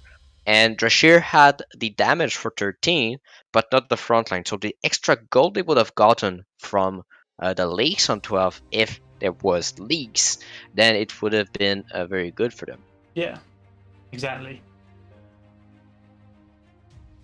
But I kind of worry that Drakir and Lucy are just playing scared this game, because it felt like a different team to what we've just seen play in the semi-finals, right? The semi-finals, they read the game pretty much perfectly, they controlled the pace of the game, and they steered it to a pretty clear-cut victory in games 2 and 3. And this game, they just felt like a different team altogether. They didn't seem as confident, they didn't make the correct calls, and ultimately they paid the price. So I really hope that they can maybe kind of get that mojo back in game 2, because they're going to Yeah, need to play better than that, I think, if they want to win this grand final. we need to see the aggression back. We need to see that aggression. Yeah, exactly. We need to see that aggression. We need to see that control of the game. We need to see them steering the waves when the sems happen, rather than just trying to react to what King Dans and Widdowson are doing. They need to drive the game and not just be driven.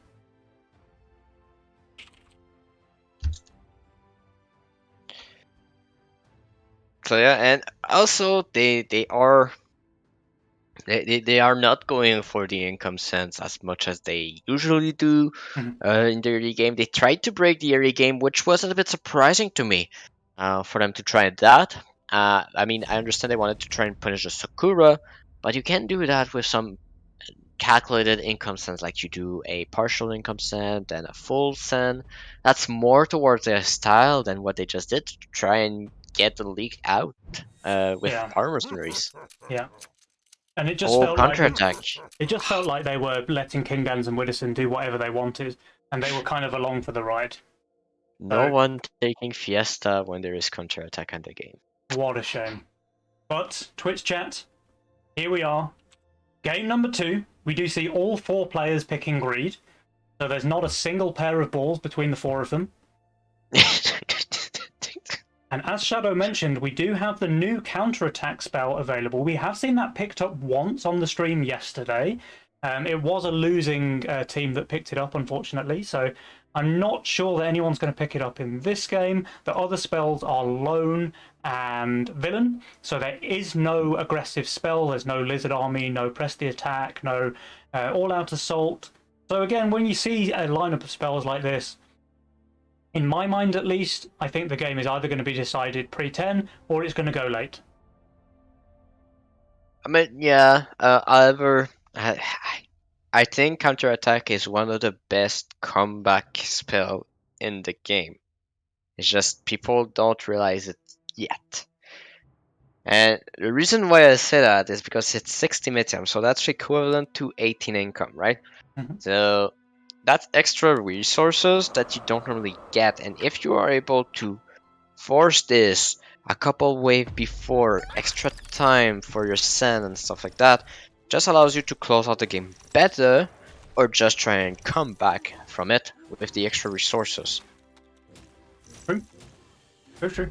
The way I look at it is, though, by the time you reach the mid game, you can't really afford to be pro leaking, and also teams are generally no longer just income sending every wave at that point, right?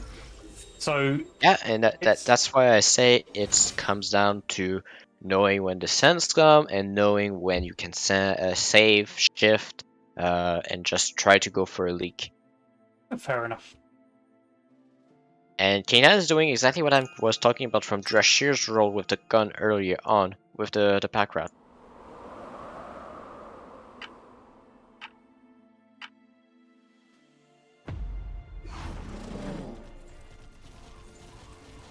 So we did have a Green Devil start here from Lucy, but it wasn't just the... Yeah, it was just the Green Devil. Yeah, sorry, I mixed up the columns. The build now is with the Buzz. Right, and we get the classic income sends coming out on 3 as expected. So nothing particularly out of the ordinary so far in this game. But looking at the best scaling role, since we are expecting either it loses early or very late, we do have a possibility of a gate here from Witherspoon, but without any buffs here, can be a little bit less dominant. One thing to note is that Lucy has gone 6 workers here, and Widdowson is sending that dragon turtle, so is she ever But punished here? There's 2 buzzes, so she should be fine here. So the buzz is going to add a little bit of pierce damage onto the DT, should just be enough. It dies very quickly though. I think you're right, I think it's just completely fine. I mean, Green if she Devil's leaks, just so it strong on might free. be a 32%. Dan's leaks 46% against the triple snail though. The pack rat not enough to keep the gun alive here on wave 3. Meanwhile, Lucy's lane, Green Devil is just destroying those hoppers, and it looks like a full clear from Lucy, who now goes up to 7 workers, by the way. Yeah, and the 60 cent on 3 was just not expected by King Dance, just because it's only possible if you get a 6 worker. So Lucy just playing right into that. I have to say as well, Drakir and Lucy are doing exactly what I said they needed to do if they want to bring this one back. They are not playing scared any longer. They're both going aggressive, heavy worker push on Drakir and Lucy. So they now have a 2 worker advantage over King Dans and Widdowson. And King Dans is not daring to treasure hunt that pack rat, even though he's got Gatling gun and Warg on wave 4. And as soon as he sees there's no send, he's going to kick himself. Because he could have held here. Yeah. Yeah. We have a hardened Mudman here from Witherspoon though. That should be enough for him to hold. Although But the it's a Mudman's DPS tanking Mudman. nothing. Yeah. Literally nothing. It's on full HP until now. But that might be enough to keep the Shroom alive to deal the damage it needs to. Fire Shroom? Shroom? But it's fine. The Mudman's fine. I mean, to be fair, Widdowson's on 415 value, plus a hardened Mudman. So if he leaked here versus a Fiend and a Snail, he'd be pretty ashamed of himself, I think. Yeah. And for a moment, one would think the Vashroom was a unit for a moment. For a moment. I wonder if Drakir goes for a brute resend. I think I would in his shoes. And he does. There it is. Yeah, very nice. I want you to take a moment here and just watch as Widdowson's roll. Yeah, Widdowson's got a pretty insane late game roll. Holy. I mean, it's not only about the late game. The cheapest unit is 95 gold. Yeah. All he needs to do though is reach like wave 10, and then he can afford to play a proper unit every wave, and he's in a very, very strong position. He's got that APS Doomsday, he's got Sovereign, he's even got Gates if he wants them. There is one issue though, is that he needs to hit the threshold, which means it can hinder his worker push in the early game. I think though King Dans is going to go for a bit of a leak here. The hard worker he's not push the only from one. Lucy. He's not the only one. Oh yeah, Drakir is holding, Lucy is holding, Widdowson is doing well. The Mudman's staying alive for quite a long time, does now go down. It's a leak. Is a leak. A very small leak, but a leak nonetheless, and more to the point, King Dan's leaked quite big there, 50% from the King, and this is going to be a decent chunk of damage already on wave 5. So Drakir and Lucy coming back kicking in game number 2. Yeah, and the thing is, Widdowson only now pushing the workers because he needed to do the calculation. Do I get what I need here to be holding wave 6? And now he's having 100 gold. So that's gonna be another Vashroom, but that's just 3 Vashroom here. Very bad in the mid game right now. Yeah, Widdowson is just really struggling to flesh out his build. Like you say, cheapest unit, 95 gold. It makes it so hard because he can't just add a little and shift the rest. He either has to add 95 gold or nothing. Yeah, exactly. So no sense here. He does have a good setup for wave 7. However, the big problem for him is wave 8. I do believe Drescher sees that. And I do believe the wave 8 sand will be what they aim for. But oh! Big mimic sends from King Dans and Widdowson on wave 7. Drakir and Lucy, they smell it coming, they go for the income. And Drakir does have a Trinity Archer here. But the That's problem is he perfect. has no tanks whatsoever. He will kill everything but the Mimic here. I do believe it will be everything killed but the Mimic. Lucy kind of has the opposite problem. Lucy has a lot of tank value, but not really any damage. I mean, she needs to believe that this disciple will do something at least. I mean that's her only hope. I'm kind of interested to see. The Trinity Archer does, of course, destroy Wave 7. So those sludges are just melting under the salvo of arrows there. Yeah, and so we see now the Trinity Archer tanking, but the wave is melting away, Shadow and called only it the Mimic. perfectly, by the way. Killing everything. Got the Mimic and a sludge. Okay, 52% leak from Drakir. But Lucy, it looks like, is actually going to be a bigger leak over here. I mean, she sniped the Mimic. She sniped the Mimic. At the moment, 44% leak there for Lucy. I think they're probably quite happy with that because the sends were huge and they're actually going to take a very small amount of king damage. King Dan's also only getting 9 gold out of his Mimic. Yeah, I mean, it was a nice attempt. There was a clear weakness with the Phoenix, but the perfect answer with the Trinity Archer was just what Drescher needed here. Alright, and now if we take a look at the worker situation, we have Drakir and Lucy with 11 apiece. King Dan's on 11, Widdowson on 9. But look at the income as well. Lucy is like 9 income ahead of King Dan's. So, overpush and underbuild, they do seem to be leading in this game too. It's not a massive lead, but a lead nonetheless. Look, Widdowson plus 50 feels the need to harden here because he knows to a recent he's dead. However, now it exposes him on wave 9 because he only has tanks. Yeah, he only has tanks. And if Drakir goes for like triple brute or something, I think Widdowson might be in trouble. So that's why like the original roll from Widdowson was somewhat fine because he had that Varg, he had that Oathbreaker at least, but now he has Here come the friendly brutes. They've got the smiley t-shirt, the umbrella hat, and the daisy to boot.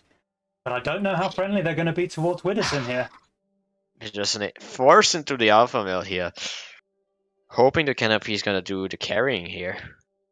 This is going to be an interesting one for sure. All right. He's only minus 15. Meanwhile, Send is not too huge. And Drakir did not reach that third brute, which I think may have been crucial. Oh, is there going to be in front here? One of the brutes is getting sniped immediately. The second one also getting sniped. Oh my god. I think this is just a hold then. Yes, it Widdowson is. with the very, very good aggro there on wave 9, giving him an easy hold against the 160 send from Drakir, and King Dan's also pulling off the same. So I think that lead... I was calling it a small lead for Drakir and Lucy. I think that's now quite a big lead for King Dan's and Widdowson. This failed send here just gives them such an advantage.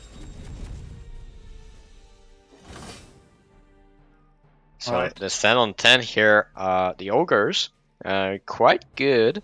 However, the front line is very, very hard for an ogre to break here on the side of Drakir. Kind of surprised that Drakir has gone for a second elite archer instead of just more tank value, but I mean the damage is insane, right? I mean the tanks, he has this, this, and that. Yeah. So adding more damage is perfectly understandable here. Alright, 300 they need to hold here. Here. And the brute is just melting, that might as well not have been sent. The ogre is tanking a lot of those arrows, so he's doing his job very well. But it's going to die now. He needs to kill that ogre. If he kills the ogre, it's a win. The ogre's down, but it's still a leak there for Drakir, not a huge one. Meanwhile, Lucy kills her boss. She will leak an ogre, but it's going to be low HP as well. I'll call that a pretty solid result there for Drakir and Lucy. Sure, they leak. Sure, they take a bit of king damage. But they didn't send their Mythium here. This game is neck and neck right now. Yeah, it's really close. Alright, so everybody counter-attack, right? Counter-attack, yep. 4 players counter-attack, I'm fairly certain. No villains whatsoever. Pretty sure there's no villain on the gun, no villain On the Phoenix. Yeah, no villain nowhere, right? Can't be. Absolutely can't be. I mean, they are all hesitating right now. It might be, eh? Drakir deciding to go for a little space there between his tanks because he wants his tank to be half a square above his Phoenix to give it optimum aggro. He might go for a bit of a leak here, though. His value is very, very low here. Villain on everybody? That's so surprising to me. And Lucy even taking the tax allowance. I was sure it would be a 4-player counter-attack. But this income send here from Kingdans and Widdowson, it does, again, relieve the pressure from Drakir and Lucy. So when do you think they want to send? They want 13. Well, 13 looks great against Kingdans, but not so great against Widdowson, who will have a Sovereign there, with good tanks as well, with the Alpha Male. But you just double 4-eye, right? You just double 4-eye and he cannot do anything. That's true. Now Drakir decides to show his villain finally, probably shift some gold to make sure he gets the Phoenix out. No, he's just fully building.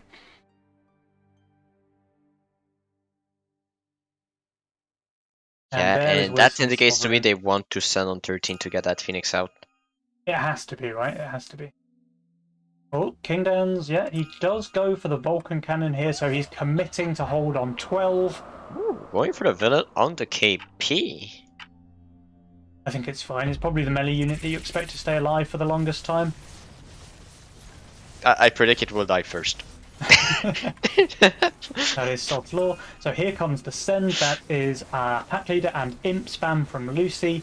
There's 1 4 eyes from Drakir. Let's see if he saves to send the second 4 eyes post income as predicted. Yeah, he has to.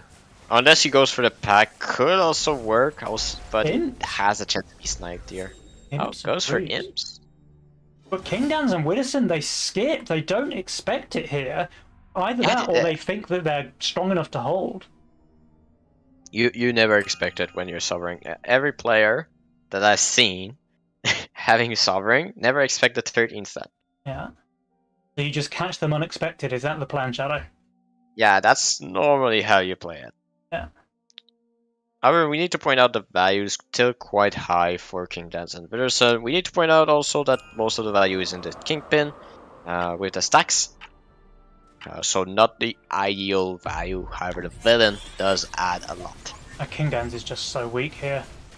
And meanwhile, if we have a look at Widdowson, it's all about how quickly that 4 eyes gets on top of the Sovereign because he needs to chip through villain that swift HP. Yeah, that is a leak on Kingdans. Oh, Kingdans leaking heavily there, 107%. And Widdowson, 4 eye already on the Sovereign, doing die. very, very well. But there's no more Sovereigns here. So that's the biggest thing. But is this just a hold from Widdowson? Yes. But now with the 13 cent here, the window is open to go for 15 cent. Yeah. Because that's a lot of gold.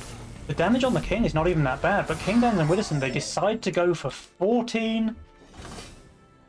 Here and Lucy, how are they going to deal with this? I mean, can you really lead Drashir on 14 with a Centaur? I mean, look at his value. So his units are really good, sure, but he's just so far under value. And Widdowson's still sending like 400 plus Mythium. So even though you think Drakir looks strong here, the size of the send and him being so far under value, I think is just going to be enough. I think Drashir's holding here. I have a feeling that Drashir is holding here. Have a look. For Drakir and Lucy's sake, I hope you're right. Phoenix is still alive for now, but it dies. Nah, it needs to stay alive a little bit. Yeah. So that will not be a hold for Drakir. But I can make more than half the weight still. 78% leak and Lucy 61%. I think they survived this with full King spell. Yeah, they survived, they have the worker lead, they did not send, they have the pressure. Do they go 15 or is it a 16 sand? I believe it will be a 16 sand looking at the builds. However, they both pushed and they would rely on Drescher to hold 16 now. No, they go for a 15 cent. Interesting. Interesting. So Dans and Widdowson, they both have over 700 gold to spend here. Should put them to around 3.3k value.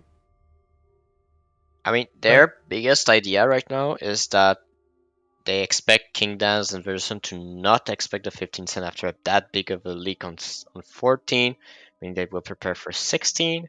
And so if their goal is to get those shaman and the bosses to the king to get the win. I believe it will be enough if only that reaches the king. Well, Widdowson made a sovereign here. King made a fatalizer, so you are right. They did seem to be building 16. Let's see what happens. This is make or break now for Drakir and Lucy. The villain needs to die before it reaches the boss. It will be. The boss on Widdowson's side will die, however, and King Dans is leaking only a boss and a shaman. And Widdowson, okay, he just barely leaks the boss, but I don't think this is enough for lethal, though. it is not lethal. It is not lethal. And now Drescher and Lucy needs to go for a 17, however, they won't be able to. It's a lot of damage, but it's not quite enough. They just needed a little bit more. It's enough? A little bit more. They found a little bit more. Wow. Biggest plebcasters confirmed. If it was ever in doubt. I mean, I did not expect the little cryopuses to do that much work on the king, to be honest. I guess with the shaman buff, the plus 40 damage, even a little quadrupus is more dangerous than it first appears. Very, very well played, Drakir and Lucy. I mean, both of the casters here thought that the game was over. We kind of assumed that King Dans and Widdowson would survive and then just have their way with the game, but just barely enough damage there to kill the king on 15 gives the win over to Drakir and Lucy. But that was crucial. That was very crucial that they win on 15, because I do believe they would have been in trouble if there was a cent on 16 or 17. Oh, 100%, dude. Like, if King Dans and Widdowson, if their king had just barely survived there with a couple of percentage hit points, they win the game. Like, it's guaranteed at that point. Because Drakir and Lucy, they already went all in for that send on 15. They pushed hard on 14 after their leaks. And King Dans and Widdowson had 400 plus Mythium on Dans and another around the same amount for Widdowson. So they could have just easily closed out the game on 16 for King Dans and Widdowson. But the fact that there was just barely enough damage there for Drakir and Lucy gives them the win. And sometimes games just come down onto a knife's edge like that, and you love to see it, because now we do have a tied series between Abrasiate and Overpush and Underbuild. So we will go into game 3 with both teams evenly matched. Yeah. Now it's a best of 3. Pretty exciting stuff. And I gotta say, I always love it when the Nova Cup finals end up going to the full best of 5. Because it's just, I mean, it's what everyone wants to see, right? It's super exciting. You love it when the teams are evenly matched. You love it when you get to see the full series played out, and when all the games go down to the wire, like this one. I mean, this game was super close. It wasn't a race, so it maybe doesn't look as close as it was, because there wasn't both teams with leaks reaching the king. But the fact that they just barely died for King Dans and Widdowson is how close that game was, because I promise you 100% if they'd survived there, they win the game. Yeah.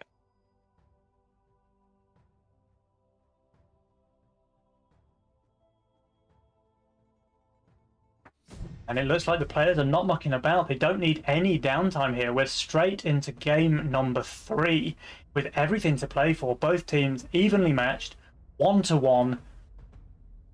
Shadow, can you talk to us about the Legion spells? The Legion spells, well, it just speaks to me that's another late game, another late game on our end, because that's a vampire, that's a magician, and that's a villain. No aggression, no defense. A very open game right now. And we have all 4 players picking greed once again. They don't want to mess with a formula that's been working for them. Widdowson, by the way, Flying Force and APS Doomsday and a Graal as well, just to help him do any of those things that he wants to. He has got one hell of a role here in game number 3. And King Dance has Shakura. You need to be careful here. He will go for a gate roll here. He must not go for too much stuff together. So his roll will require him to go for Grawl, Gate, and Steed at least, with Vampire on the Grawl here. And those gates will be a terror in the late game if he does go for that. Yeah. The rest should be the Atom for the transitions, and possibly the Varg. And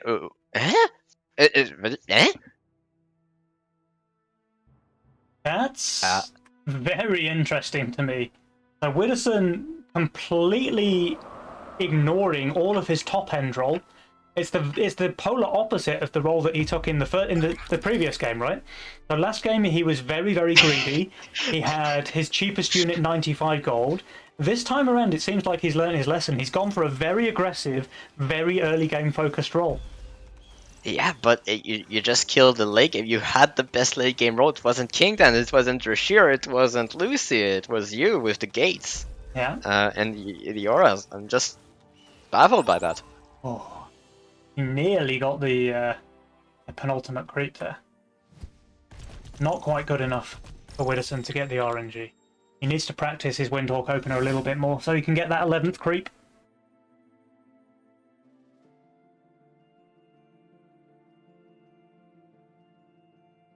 Alright, Drakir and Lucy. Kindans as well. 3 slow openers. Widdowson, the only player in the game with that 5th worker. Yep. And you see it, he gets the income advantage because he was able to get the snail out pre-income. Yeah, but that's what the Windhawk Star does to you. It allows you exactly that to get that 40 before wave 2. Yep. So he only decided to send 20 and king up the rest.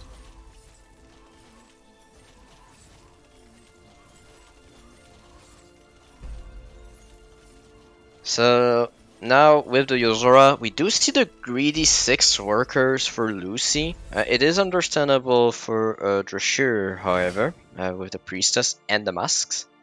I mean, for Lucy, she just received a 40 send on 2, so she's definitely not feeling threatened here on 3. And Widdowson even goes for a snail resend, so Lucy is completely vindicated in her 6 worker push, and Drakir as well. So they're both going to be rewarded here. These income sends mean that they're not under any pressure on 4. That's 7 workers on Drashir now because of that DT. Sure. For sure, because he still gets the false maiden, right? Yes.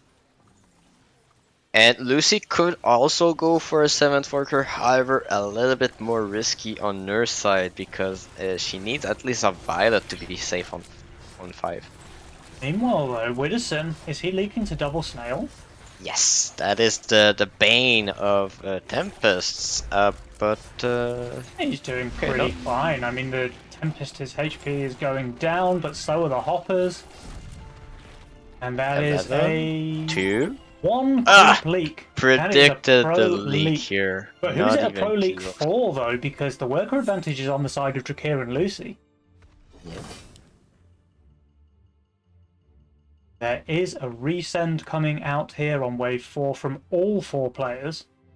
So I have to say, Widdowson possibly looking the weakest, does add a warg here, should be enough for him to hold. I wonder if Drakir sends the snail as well, because forcing that dragon turtle onto the warg might be pretty good. You need to save that. You save the rest and you go full snails on wave 5. Full snails. You like the snails on 5? Just to tank the Tempest shots? Yeah, the more distractions is the better. The rest of his damage is impact in the Windhog and Pierce and the Varg. They are both low DPS units, and so very good to have those snails to distract the shots on those Tempest. Well, you make it sound good. But Drakir, he's going for a DT, so he didn't like the snail plan. But he's going to add the snail now. He's going to add the snail. Still, it's not going to be triple snail, but it's a DT snail, which is still reasonable. And meanwhile, he's on 9 workers, by the way. So he's comfortably ahead of the pack at this point. Wait. He gets the second DT here.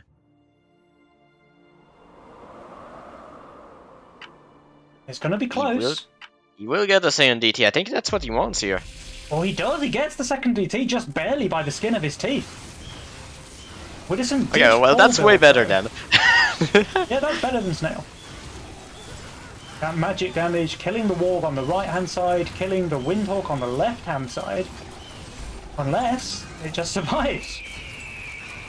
Yeah, but now, I mean, you cannot kill the rest. Yeah. So this will be a leak here from Widdowson. Not a huge one, but a leak nonetheless.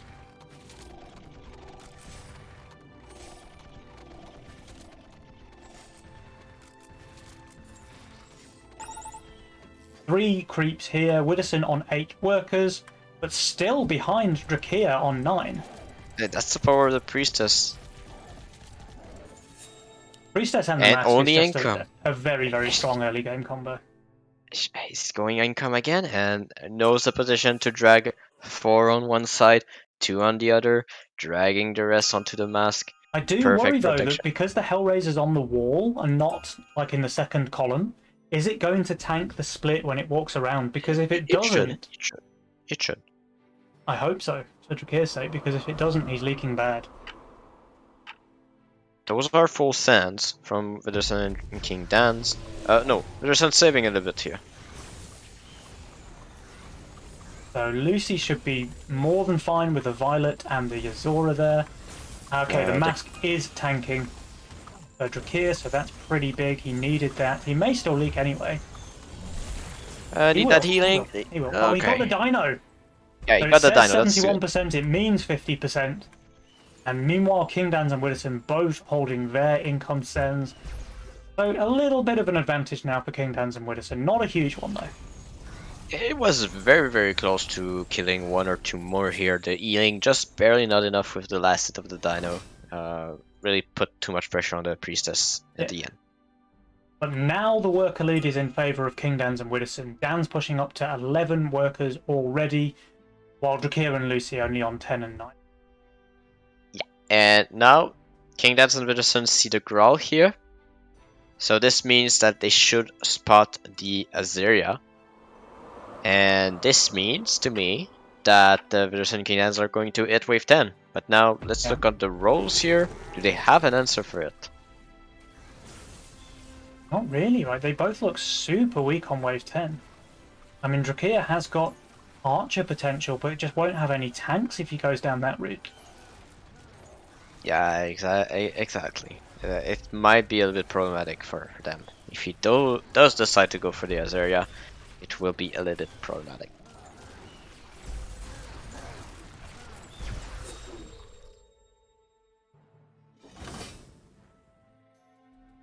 Alright, so sells the Growl, sells the Mask, get the Azeria. Here we go.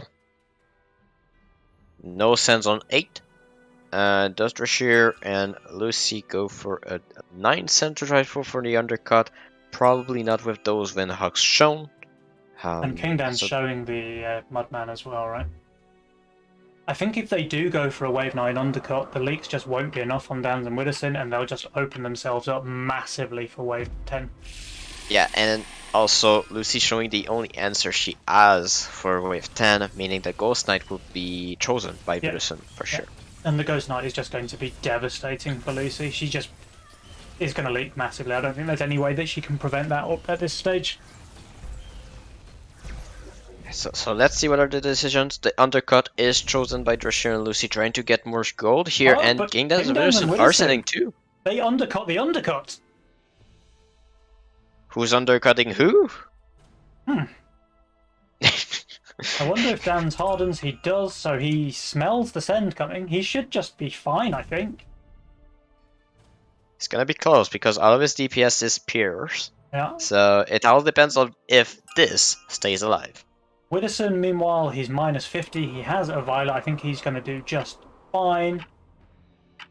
And Yeah, I Drakeo, think it's a little bit of a fumble here by Trishir and Lucy to go for breaks here. Maybe on King Dance makes sense, but on Vitterson, knowing those Windhogs can become violets, I think it's a bit of a mistake here to go. what do you think about the send though? Because it's triple brute against Drakea's Azaria. Don't you just always go for a Mimic here instead? It depends. If you predict there is a fortified thing coming, it is probably better to go for the brutes. Look at this. However, it's just not enough to kill the Azaria here. Drakea's just full holding. Lucy's leaking a low HP Ogre. So they were both looking so weak on 10. Yeah, and also Vidus Kingdom's holding as well. So I think there was a bit of a mistake here on both sides to go for non-income sands. I think so, yeah. I think so. I think if one of the teams had just gone income king for 9, they would be leagues ahead. Or even if one of the teams had just accepted a small leak on 9 and just skipped altogether to go for a big 10 or 11 send. Drescher going for one elite archer. He's going to leak to the resend here from King Dance. However, them saving Mythium will allow them to push some more. And knowing the strength that is shown here from Drescher and Lucy on both 11 and 12, and by extension 13 from what we see from Lucy, they have pretty much the open door to choose the wave they want to send on. However, there is the villain, there is the gun. I mean, so that will be quite hard. They were so weak on wave 10 that they're actually both going to be leaking to income send. Yeah. So I think the reasoning... They have the worker lead. Yeah. Now, wave 9 was a bit of a wash with both teams not really getting anything done. But this income send leaking both Drakir and Lucy, I think puts King Dans and Widdowson in a pretty comfortable position. Yeah, but now it's all about what Drakir and Lucy does with that increased pressure they have on Widdowson and King. Mm-hmm.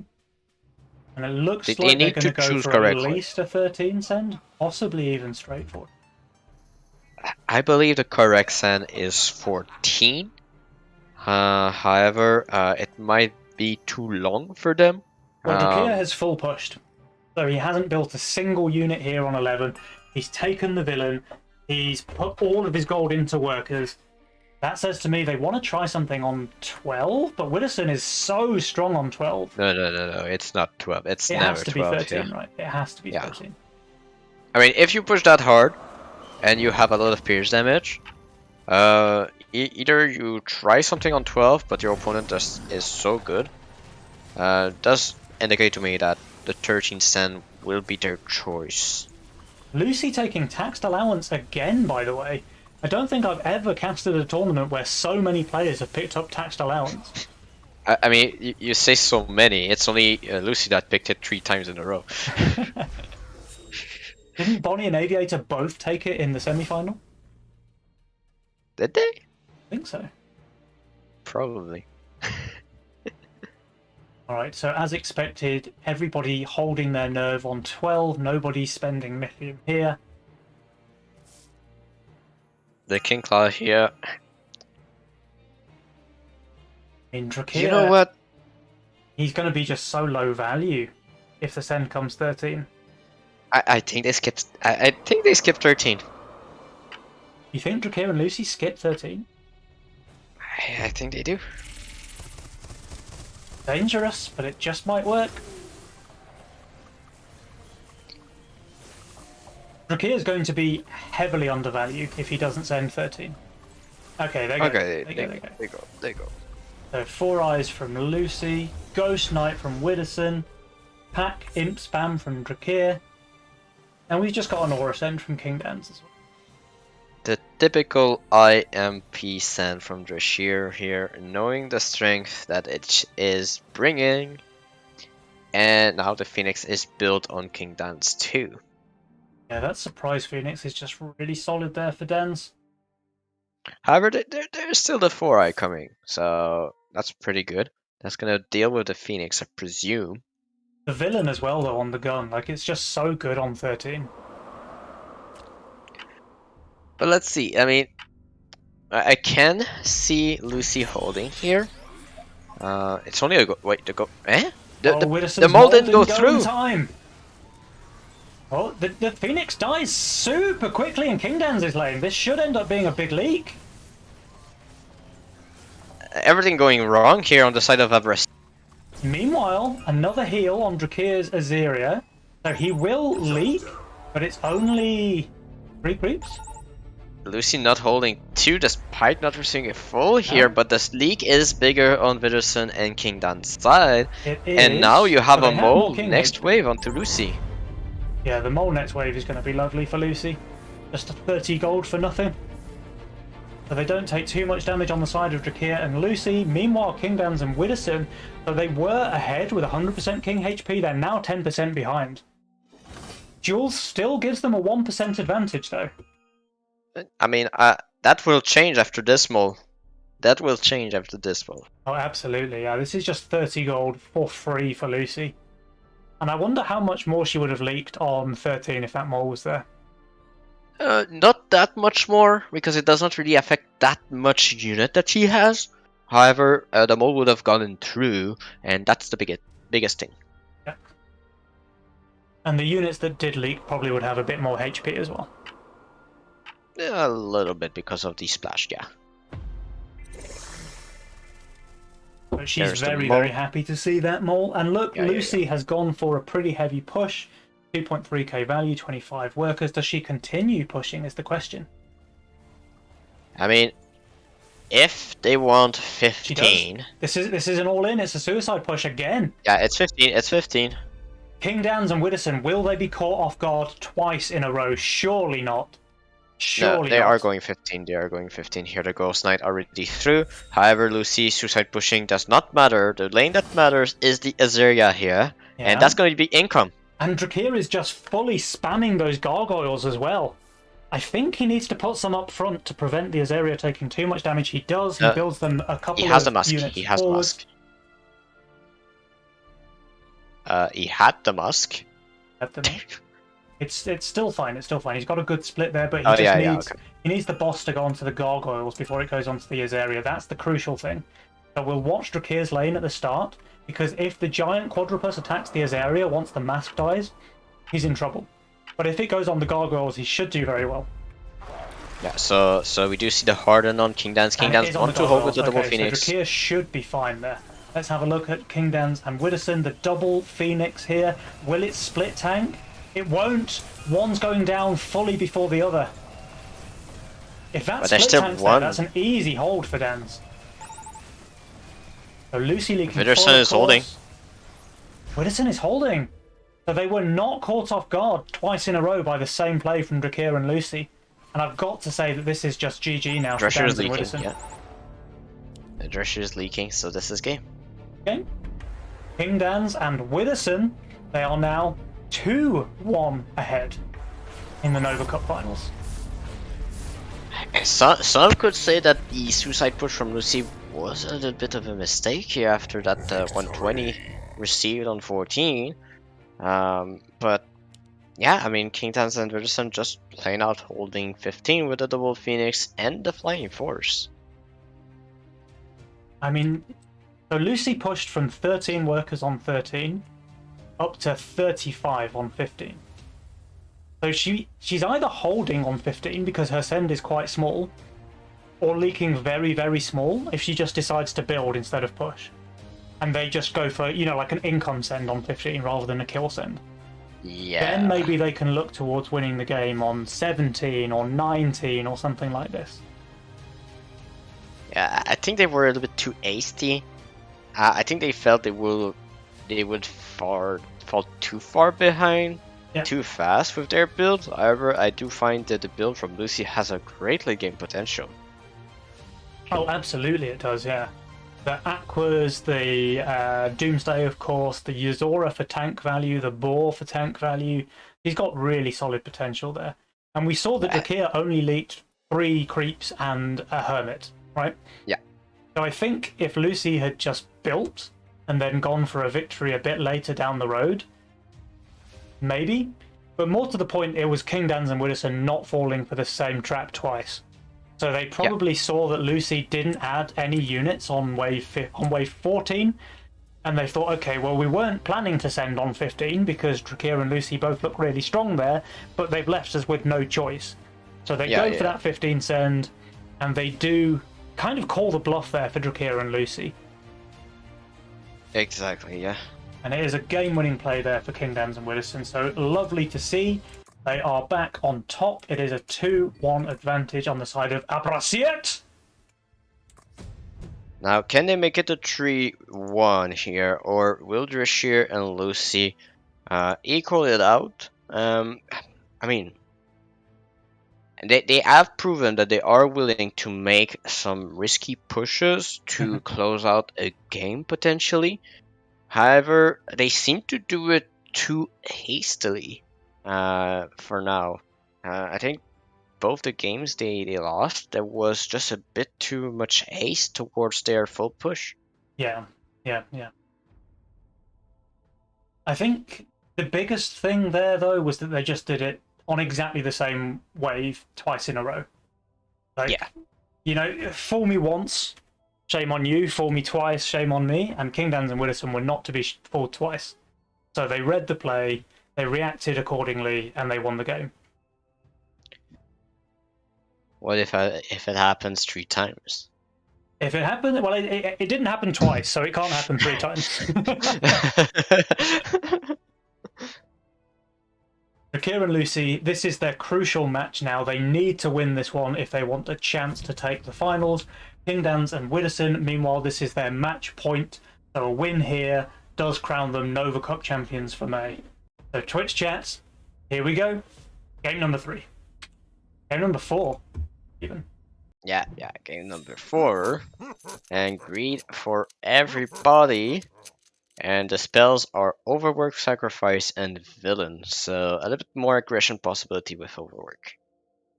Overwork, very solid aggression potential, but Sacrifice, I would say, is equally powerful as a defensive spell. A pretty much an even matchup there. We have a nice AoE setup potential from Lucy here with the Angular Flower start. Could be very interesting. We do have again the Sea Dragon on Drashir. Could also be very good. Surprised that Lucy did not go for the Butcher, neither for the Boss. So a more expensive role than I expected here.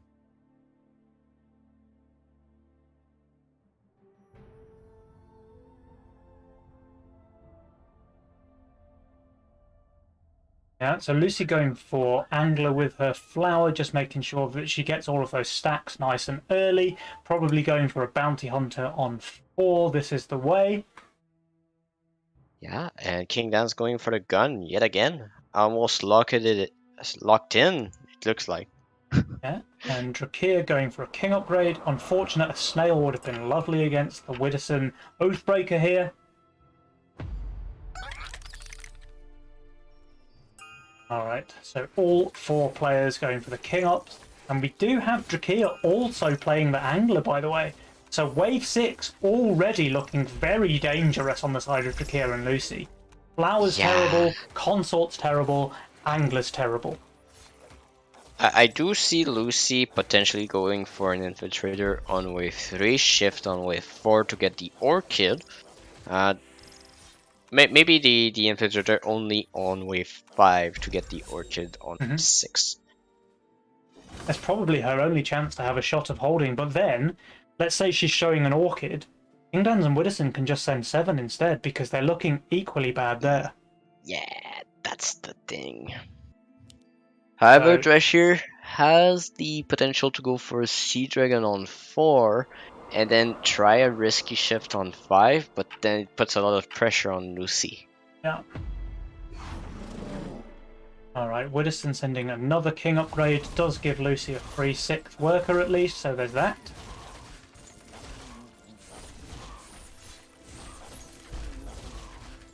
So yeah, so there's at least that. But Lucy is not pushing, it looks like. Oh wait, she waits for the gold, of course, yeah. There we go, worker number 6. And she goes for a couple of snails against King. What is his answer? He can build an infiltrator. Yeah, and Vitterson saving, starting to put the pressure on the flower, realizing where she can be weak. However, I don't like this angler. I just don't like it. The second angler, yeah, it's not doing anything to help her on her weak waves of 6 and 7. I mean, sure, it's going to get a lot of stacks here on 3, but I'm with you. I just don't like it. But, I mean, at least she can still get the bounty hunter, right? Kingdowns, though, he's going for quite a big leak against the triple snail here on 3. 50% Yeah, of the again. wave there. Widdowson, he's holding his double snail send. And Drakir is just about able to hold his Snail King up. That has been 2 games that King Dan's leak wave 3 to triple snail. Yeah, he's totally fine with it though. Yeah. But yeah, it just speaks to the fact that he prioritize just having this solid known build and accept the leaks when they come and stuff like that.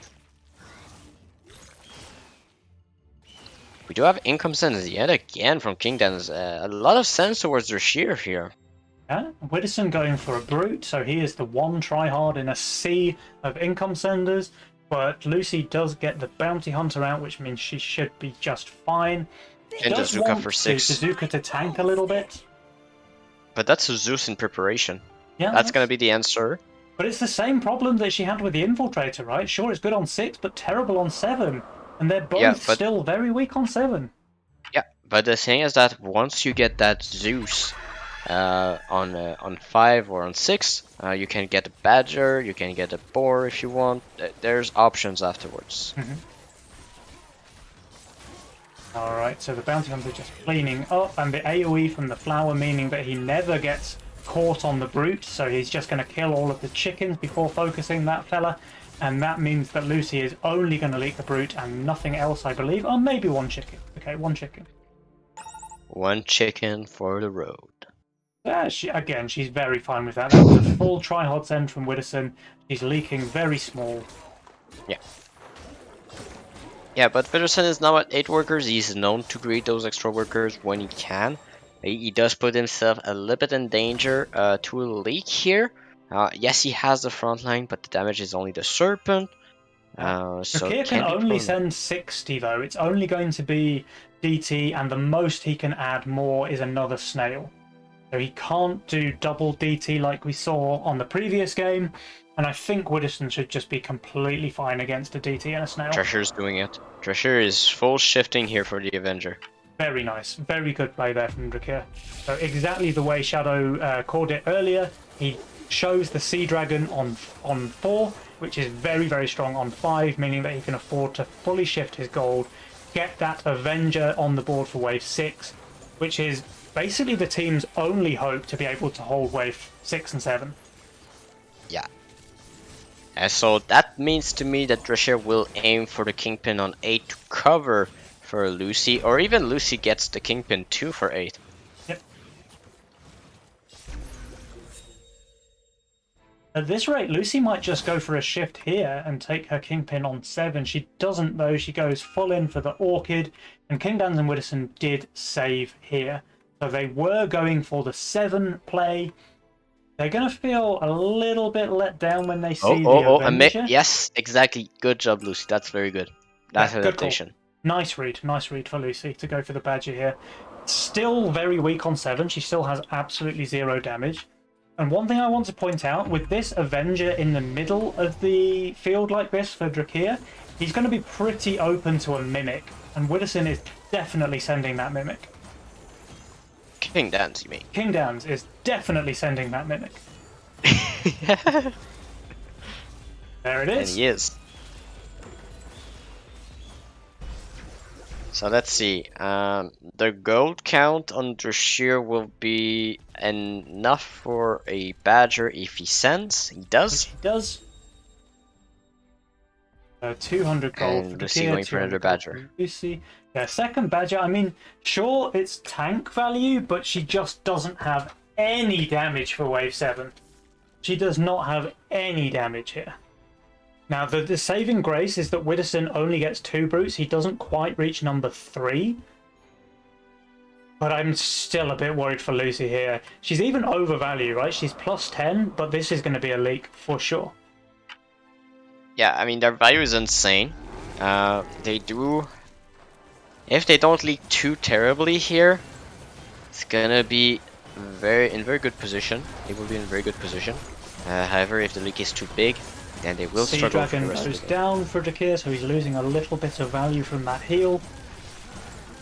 Avenger tanking. Avenger's going to die before it pops off. The Mimic is just the perfect send against it. So that's a decent sized leak there from Drakir. He did focus the Mimic partially, leaving it on about 60% HP. And Lucy, as expected, is not able to cover, even though she gets the much smaller send there from Widdowson. But, I mean, for the size of the send, the leaks are not too bad. For their values, the leaks are terrible, though. Yeah, exactly. So it's not too dangerous. They're not going to take massive king damage here on 7. But that's beside the point, because look at the eco situation. King Dans and Widdowson are far, far ahead in terms of workers and income. Drescher full pushing, though. Here for pushing, he goes up to 11. And Lucy's building the second angler, bounty hunter here. I think they might even lot end more. up leaking resend. Oh, no, Lucy, of course, will not leak resend. She has 975 value. That's plus 40 And on that's wave 2 8. Badgers, too. Yeah, she should be completely fine. Okay, so now we do have King Dance and Vidderson going for income send again. Vidderson pushing a lot to get the most value for the early game strength that he shows here in his build. A little bit struggling on this wave though, but no sense, so he's gonna be covered here. Dragon dying for It's Dakia. all about the mid game now. Does Drescher and Lucy dare to go for a long save, or will they go for an income here onto a long save? I mean, they have to do something because they're pretty behind. Yeah, I mean, I think they need to go for a longer save to try and stabilize. Yeah. However, I can see Drescher having both answers for 11, 12, 13, and 14 to go for an income prior to the long save. I think the one thing that Drakir and Lucy have going for them is they haven't yet achieved their Kingpin power spike. So they both still have that kind of in the tank, if you like. So Lucy can go for Kingpin here, she does, and once this income resend comes out from Widdowson, she can full push. She does not need to build anything on wave 10. Yeah, so She's that's the thing. plus Now 289 value on wave 9. Yeah, so now they get their income. That's fine. But now I want to see them going for a longer save in the mid game. They have And to, you right? can see there's the gun, yes. There's the gates, yes. So you have a nice cover for both teams. However, you need to look towards yourself at this situation. And right now you see the Kingpin power spike, you see the Avenger power spike, you see a lot of Badgers on Lucy as well, you see the flowers. And so if you play towards a 14 cent, you cover the 15 and allow Lucy to go for flowers late game. I like that.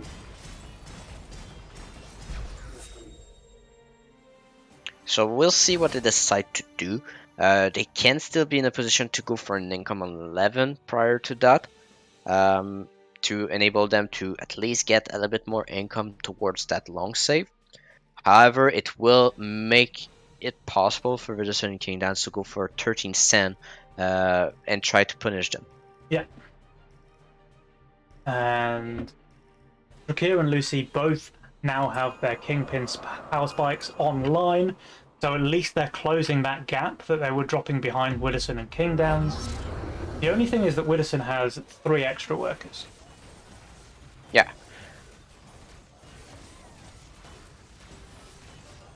But it would be very telling if King Dance and Vidderson reads the situation correctly. So this means that they see the power spike, they see the Avenger.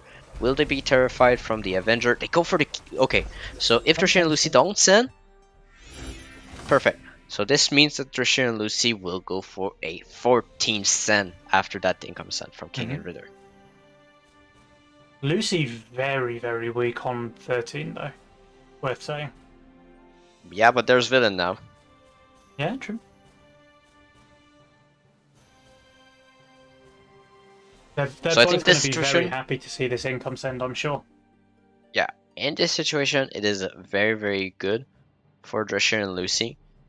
Now they just need to read the game correctly and play towards their strength here, play towards the flower late game here, and just aim for a 14 into possibly a 16 here.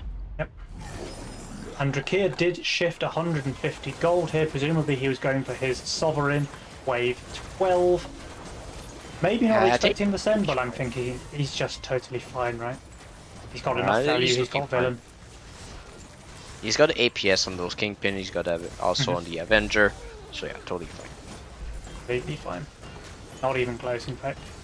And Lucy looking similarly strong over here. And I like that despite going for the long save, they are pushing aggressively. They don't mind leaking small on 13. They have the villains to minimize the leak, and that will be very, very good for them. Now this is more like the Drakir and Lucy. But no, I was speaking too soon. Okay. So Drakir needs to shift here to get that Sovereign out on 13. Yeah, that's crucial. If he spends all of his gold, he can't get the Sovereign. 61, 149, 200, 168. Yeah, he gets largely enough here. He might have to sell a couple of buzzes. No, that's 200 gold, 210 with the income only. There's 168 from the wave. Yeah, he needs to sell a little bit. He needs to sell a couple of buzzes. Does anyone in the chat know how much a buzz sells for? I don't know, maybe Bonnie can tell? Bonnie, are you here? Can you tell us how much a buzz sells for? They're going for 13. It It just exposes 15 there. I don't like the 13 send. And I definitely don't like the Centaur send. I think the Centaur against Kingdans is absolute garbage. Yeah. I don't know. They seem to favor the Centaur here. Yes, Centaur is good in some situations. However, if you take the send from Drashir and just duplicate it on Lucy, there's a higher chance that you see King leak. I think they probably were just feeling too under pressure to be able to go for 14. So Drakir would have needed to sell too much without that income. He would have been pretty vulnerable. But now they need to assess that the 15 cent is possible to happen and will surely happen onto them. Will they want to match? Will they want to skip? According to the push here, looks like they want to match. So Kingdans is leaking half the wave. Widdowson is leaking pretty decently as well. Maybe we were too quick to dismiss the send there from Drakir and Lucy. They're getting a lot of damage done. Yeah, they get a lot of damage done. Because the fact they sent here, they only leak their own sends very, very small. So this is a one trade for Drakir and Lucy. Yeah. Damn, Widdowson King dropping. There it goes. Maybe we have been too quick to dismiss the send. However, it does open up the biggest weakness of Drashir and Lucy. So even if they get more king damage here, they are in danger on wave 15 to take even more compared to King and Bitter. This is true. Drakir does have life binders though. Life binders combined with iron scales for the tank value is going to give him a lot of arcane hit points and a lot of magic DPS. That is true. That is one thing going good for Drashir here. The value is going to be close to fine also. Same for Lucy. But we already see Kingdans and Widdowson playing to the same outs here. They're pretty behind in workers though. They are indeed pretty behind in workers still, but with their values they might still be fine on 15. I do expect the 15 cent from everybody to cover at least themselves and enable Lucy and Drashir late game here. It has to be, right? Yeah, here come the Shamans, so Widdowson's is already out. Kieran, Lucy? Yeah, okay, they do send. I was worried that they might save following up. Everybody's following up, and compared to last game, we don't see as much magic damage on King Dance, so this means that he might still be able to leak here, especially with the Doomsday not tanking. We do have a lot of Pegasi here on the side of Vitterson though, which will allow, as last game, for those violets to kill most of the Yeah, the waves. Violet actually does so much damage with all of the mana from the Pegasus. King Dan's also, of course, has the Harden and the Orchid boost going for him, so he's got that extra boost of power for 15. 2 Iron Scales here on the side of Drashir Yeah. also, so that's a lot of tank value. That's Will what it we be were enough talking to about. protect the Sovereign? So he's got so much arcane hit points with the Iron Scales, with the Life Binders keeping them alive. It does In protect fact, it. he's just rushing down the boss. The villain doing so yeah, much the work. villain difference here, yes. He's holding easily on Drakir. But it's the same thing on Vitter and King Dance. Oh, they both hold. Okay. That's rough because Lucy does leak. Yeah, so they have again the leak. Yeah, you have however the push from Drashir and Lucy still ahead of King Dance and Vitterson. They need to spot the correct wave. However, King Dance is very strong on 17 with those golems.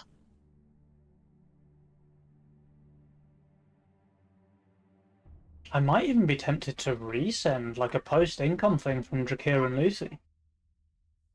Yeah, and you see here that's beginning to see why 13 wasn't that good of a send, because now the momentum is shifting towards the strongest wave of Vitterson and King Dance instead of their weakest wave. 14, 16, 18 would have been way better sequence, or maybe 16, 19, if you don't like 18, would have been a much better sequence than the correct sequence of 17, 19. Because King Dan's is going to be very, very strong on 17. Widdowson as well. But here it comes. Drakir and Lucy, they feel like they've left themselves no choice. They have to go for a 17 send. And I've got to say that King Dan's and Widdowson, their builds are looking stronger than Drakir and Lucy's when it Lucy's comes full down to pushing. a 17 race. Lucy's full pushing. Full pushing. We've seen this story before. And she's leaking as well. So King Dan's and Widdowson, even if they didn't plan to send here, which I'm pretty sure they did anyway, they definitely send once they see Lucy leaking on 16.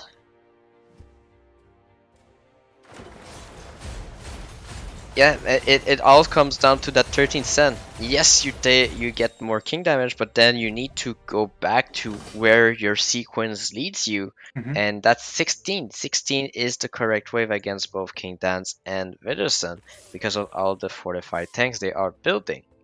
And it's just that breaking of a sequence, of the non-ideal sequence, does make too much pressure on Drishir and Lucy here, and forces them onto a non-ideal situation to go on the strongest wave of King Dance every single time. Everybody is super far undervalued. King Dan's minus 1,000, Widdowson 500, Drakir 600, Lucy 2,000 undervalue. Of course, she's going for the suicide place. That's to be expected. So the sends are huge. There's a 1,000 Mythium send against King Dan's, who does have a lot of hardened Mudmen. So does Widdowson. I think if it comes down to roll diff, these Mudmen are just stalling for so long on 17. Lucy, of course, leaks heavily. Drakir, do you ever hold here? I think you do. Well, Drashir holds. The Sovereign is not getting targeted. Well, that is huge, but so does Widdowson. Who has the most solid defense in the middle? It will be. I think it is Drashir that has the most Widdowson delay. just has so much value left alive, though. A lot more value than Drakir does. Yeah, but no tanks. There's no tanks. But yeah, it's enough. It's enough for them to live. Widdowson's pretty much It is covering enough. We do have Drashir and Lucy holding as well. We do have the 18 cent. Resend. Oh, We need to see the same here. But now 18 is way stronger for Drashir. There's a resend from everybody, and the D Harden is going to come back and bite King Dan's and Widdowson here. Yeah, and we will see a hold here. We will see a hold on Drashir. But King Dance is pushing fully here. He's pushing fully, but this is a very late push from King Dance. Yeah. I mean, it's the correct play because he knows he's being suicided upon by Lucy. I just don't see Widdowson holding, although he does have 6k value. In fact, Widdowson's 300 overvalue. Yeah, but that doesn't take into account all those dehardened moments. It doesn't, so I guess it's going to come down now. So what I was told by Green Spirit and Julian, that Wave 18 doesn't exist. So let's see. Widdowson's lane is the crucial one. If he holds, then King Dans and Widdowson win. Yeah, we should see a hold on Drashir. I'll keep you updated on that. He cleared half the wave already here. Oh, Lucy. King Dans, of course, leaking. Lucy, of course, leaking. Widdowson, of course, holding. Drakir, of Drashir's course, middle. holding.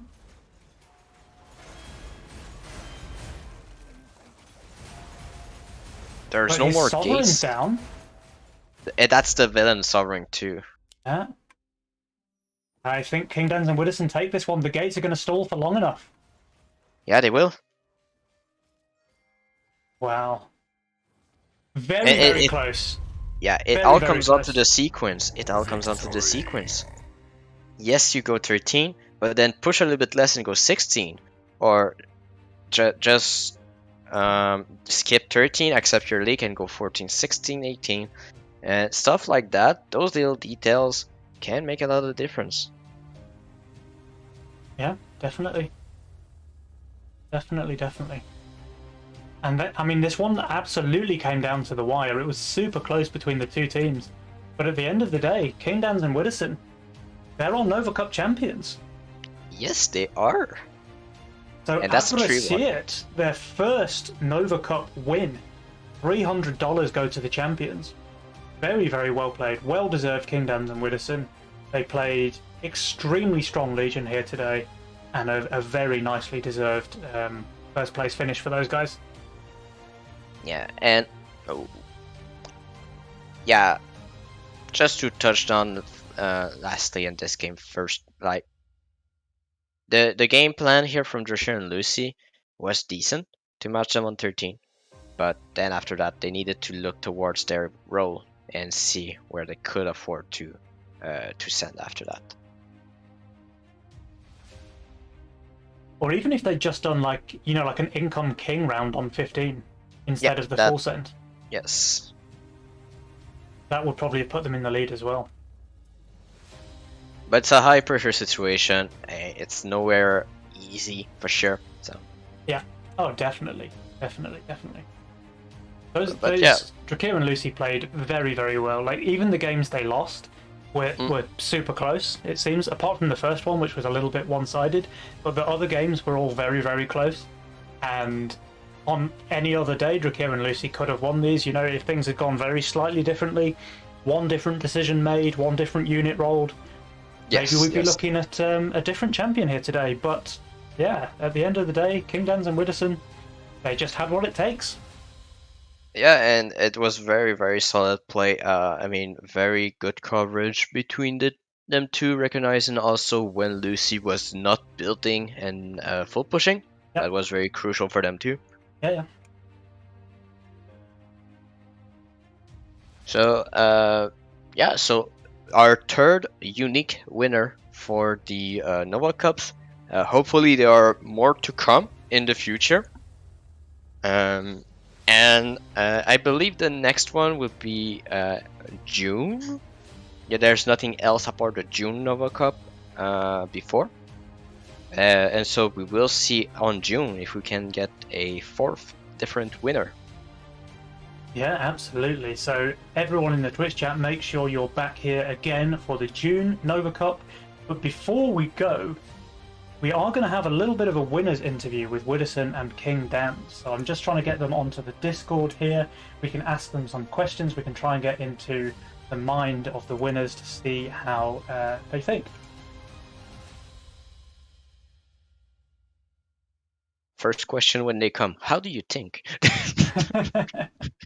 I mean, I'd love to know because, let's face it, those guys are doing something special.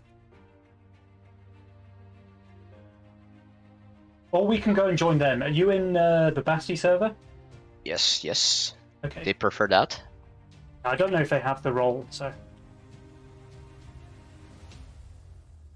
I mean, we can join them, it's fine. Sure. Let's move over to their server and we can say hello to the May winners. Sure.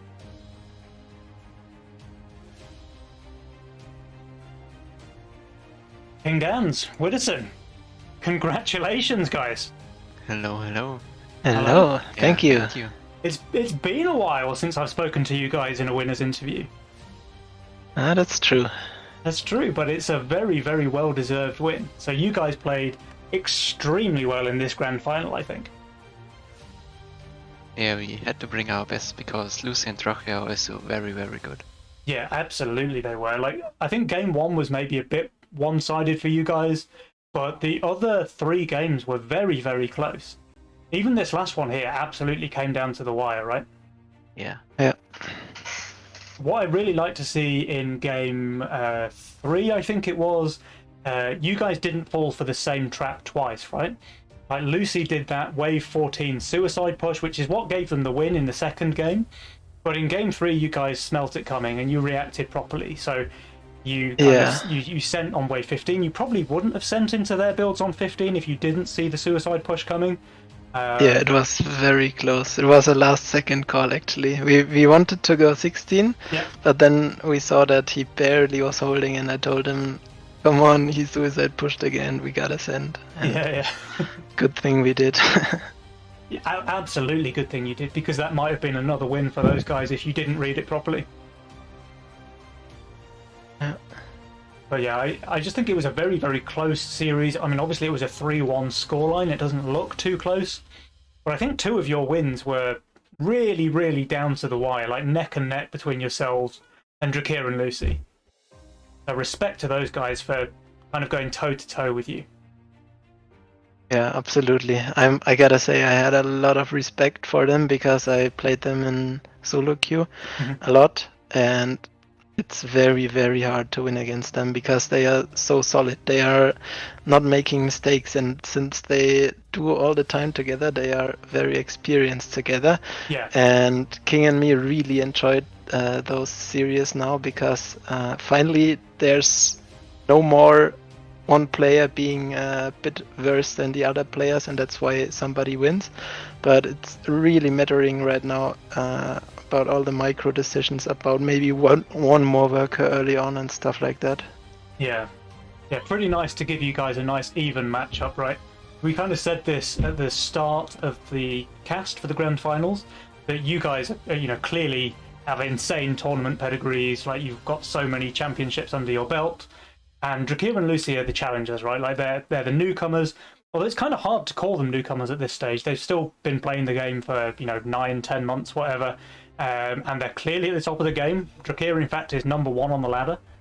But it was still a bit of a matchup there between the newcomers and the old dogs, if you like. And this time the old dogs came out on top, but it was still damn close. Yeah. So yeah, we do believe that some of the decisions were very decisive, really made the difference in the end. Those were the difference in the mid game, especially, and especially that last game. We did see that wave 13. Yeah, it was the last game that the wave 13 sent seemed pretty good for Drashir and Lucy. And from your point of view, how did you see the game after that wave 13 leak, and how your king HP was that much lower than the one of Drescher and Lucy? Well, like before that, we felt like we were in a pretty good position, but like after the wave 13 leak, like we really we knew that we fell back a bit now, but I think we still had our good chances. What do you think from this position? If you were, I know it's a little bit more speculative, but if you were in the position of Drescher and Lucy here, what do you think they could have done differently to get to work better with their lead that they got from that 13 league? To be honest, I don't think they could have done much different, because they were very weak on 15, so they were kind of forced to send on that wave. And after 15, they were once again pretty weak on 17, so they were forced to send again. I feel like they didn't really have much to do there. Yeah, I think you guys were kind of driving by that point because they had to send on your strong waves. They couldn't afford to save. Yeah, exactly. And you both have Mudmen to Harden and Gates for Widdowson and Gone for you. Like, everything was kind of going your way. And then obviously it all came down to the big wave 18, and Widdowson's villain doppelganger was just smurfing on the wave. I was so happy when I rerolled on wave 10 and I saw the nightmare and I saw the villain and I was like, hell yeah, let's go. I mean, Talking the about nightmare reactions. definitely did its work. Talking about reactions, game 3, gonna go a bit of blast in the past here. You again sent on wave 13 against a Doomsday onto Lucy. You sent a Ghost Knight, and what was your reaction when you saw the mold didn't go through with the Ghost Knight? Oh, I knew that it is super close because the game was switching between 119 and 120 million. So I was like, okay, either I just send a Hermit and do a King Up, or I try to get the Mole in. In the end, probably the Mole doesn't do a big difference because he leaked 3 creeps like that, and maybe he would leak 4 without, or maybe the Mole and 3, but yeah, I think that didn't matter that much, to be honest. no. But still, when it comes down to something like that in a tournament game, like the unit being sent post-wave, you've got to be feeling a little bit bad. I mean, you're right, it didn't change it didn't change the course of the game, but that's one of those moments where it's like, yeah, it was sad. in danger of tilting, right? But you obviously kept your cool and managed to pilot it to a 3-1 victory. So yeah, very well played, you guys. Thanks, guys. And are we going to see Abrasiat back again for the June Cup? Or what do you think? Most likely. First of all, you have to rate my pronunciation. Like, is that angry enough to be German? Or do I need to be even angrier? Sounds good. Can you maybe put a little more aggression into it? A bit more aggression. Tiny bit. How's that? Very good, very good. Very good. My wife and kids are wondering what the hell I'm doing in here. Probably every time you cast Legion, they are asking themselves the same thing, though. Yeah, they're used to it at this point, you know. Daddy's a weirdo, what can you do? But yeah, okay, well, massive congratulations, King Dans and Widdowson, a very well-deserved May Nova Cup victory to those guys. I hope we do see you back again in future Nova Cups because you guys are absolutely a team to be feared. So yeah, just again, well played to you guys, well played to Drakir and Lucy for making it a very interesting Grand Finals. And of course, Twitch chat, make sure you're back again for the June Nova Cup. King Dans, Widdowson, any final words from you guys? GG's to everyone, and thanks for watching, everybody. It was a lot of fun. And thanks for casting and organizing all of this. I know you're doing this all in your free time, so respect to that. Oh, thank you. Yeah. Very nice. Nicely said. Much appreciated. And Shadowings, any words from yourself? Yeah, huge thanks to Penny again casting for the Nova Cups. Thanks to Auto Attack Games to organize, not organize, but like enable these kind of monthly tournament that just bring excitement to the Legion TD2 competitive scene. And we hope to see more actions and potentially with different mastermind options than Greed. Yeah. Oh. I would like to see a little bit more variety at the top end. 4 players picking Greed, a little bit too vanilla for me. But I don't think I can say any better than how King Dans, Widdowson and Shadowings have put it. On that note, guys, I'm going to end the stream, and thanks everyone for tuning in. We'll see you back in June for another Nova Cup.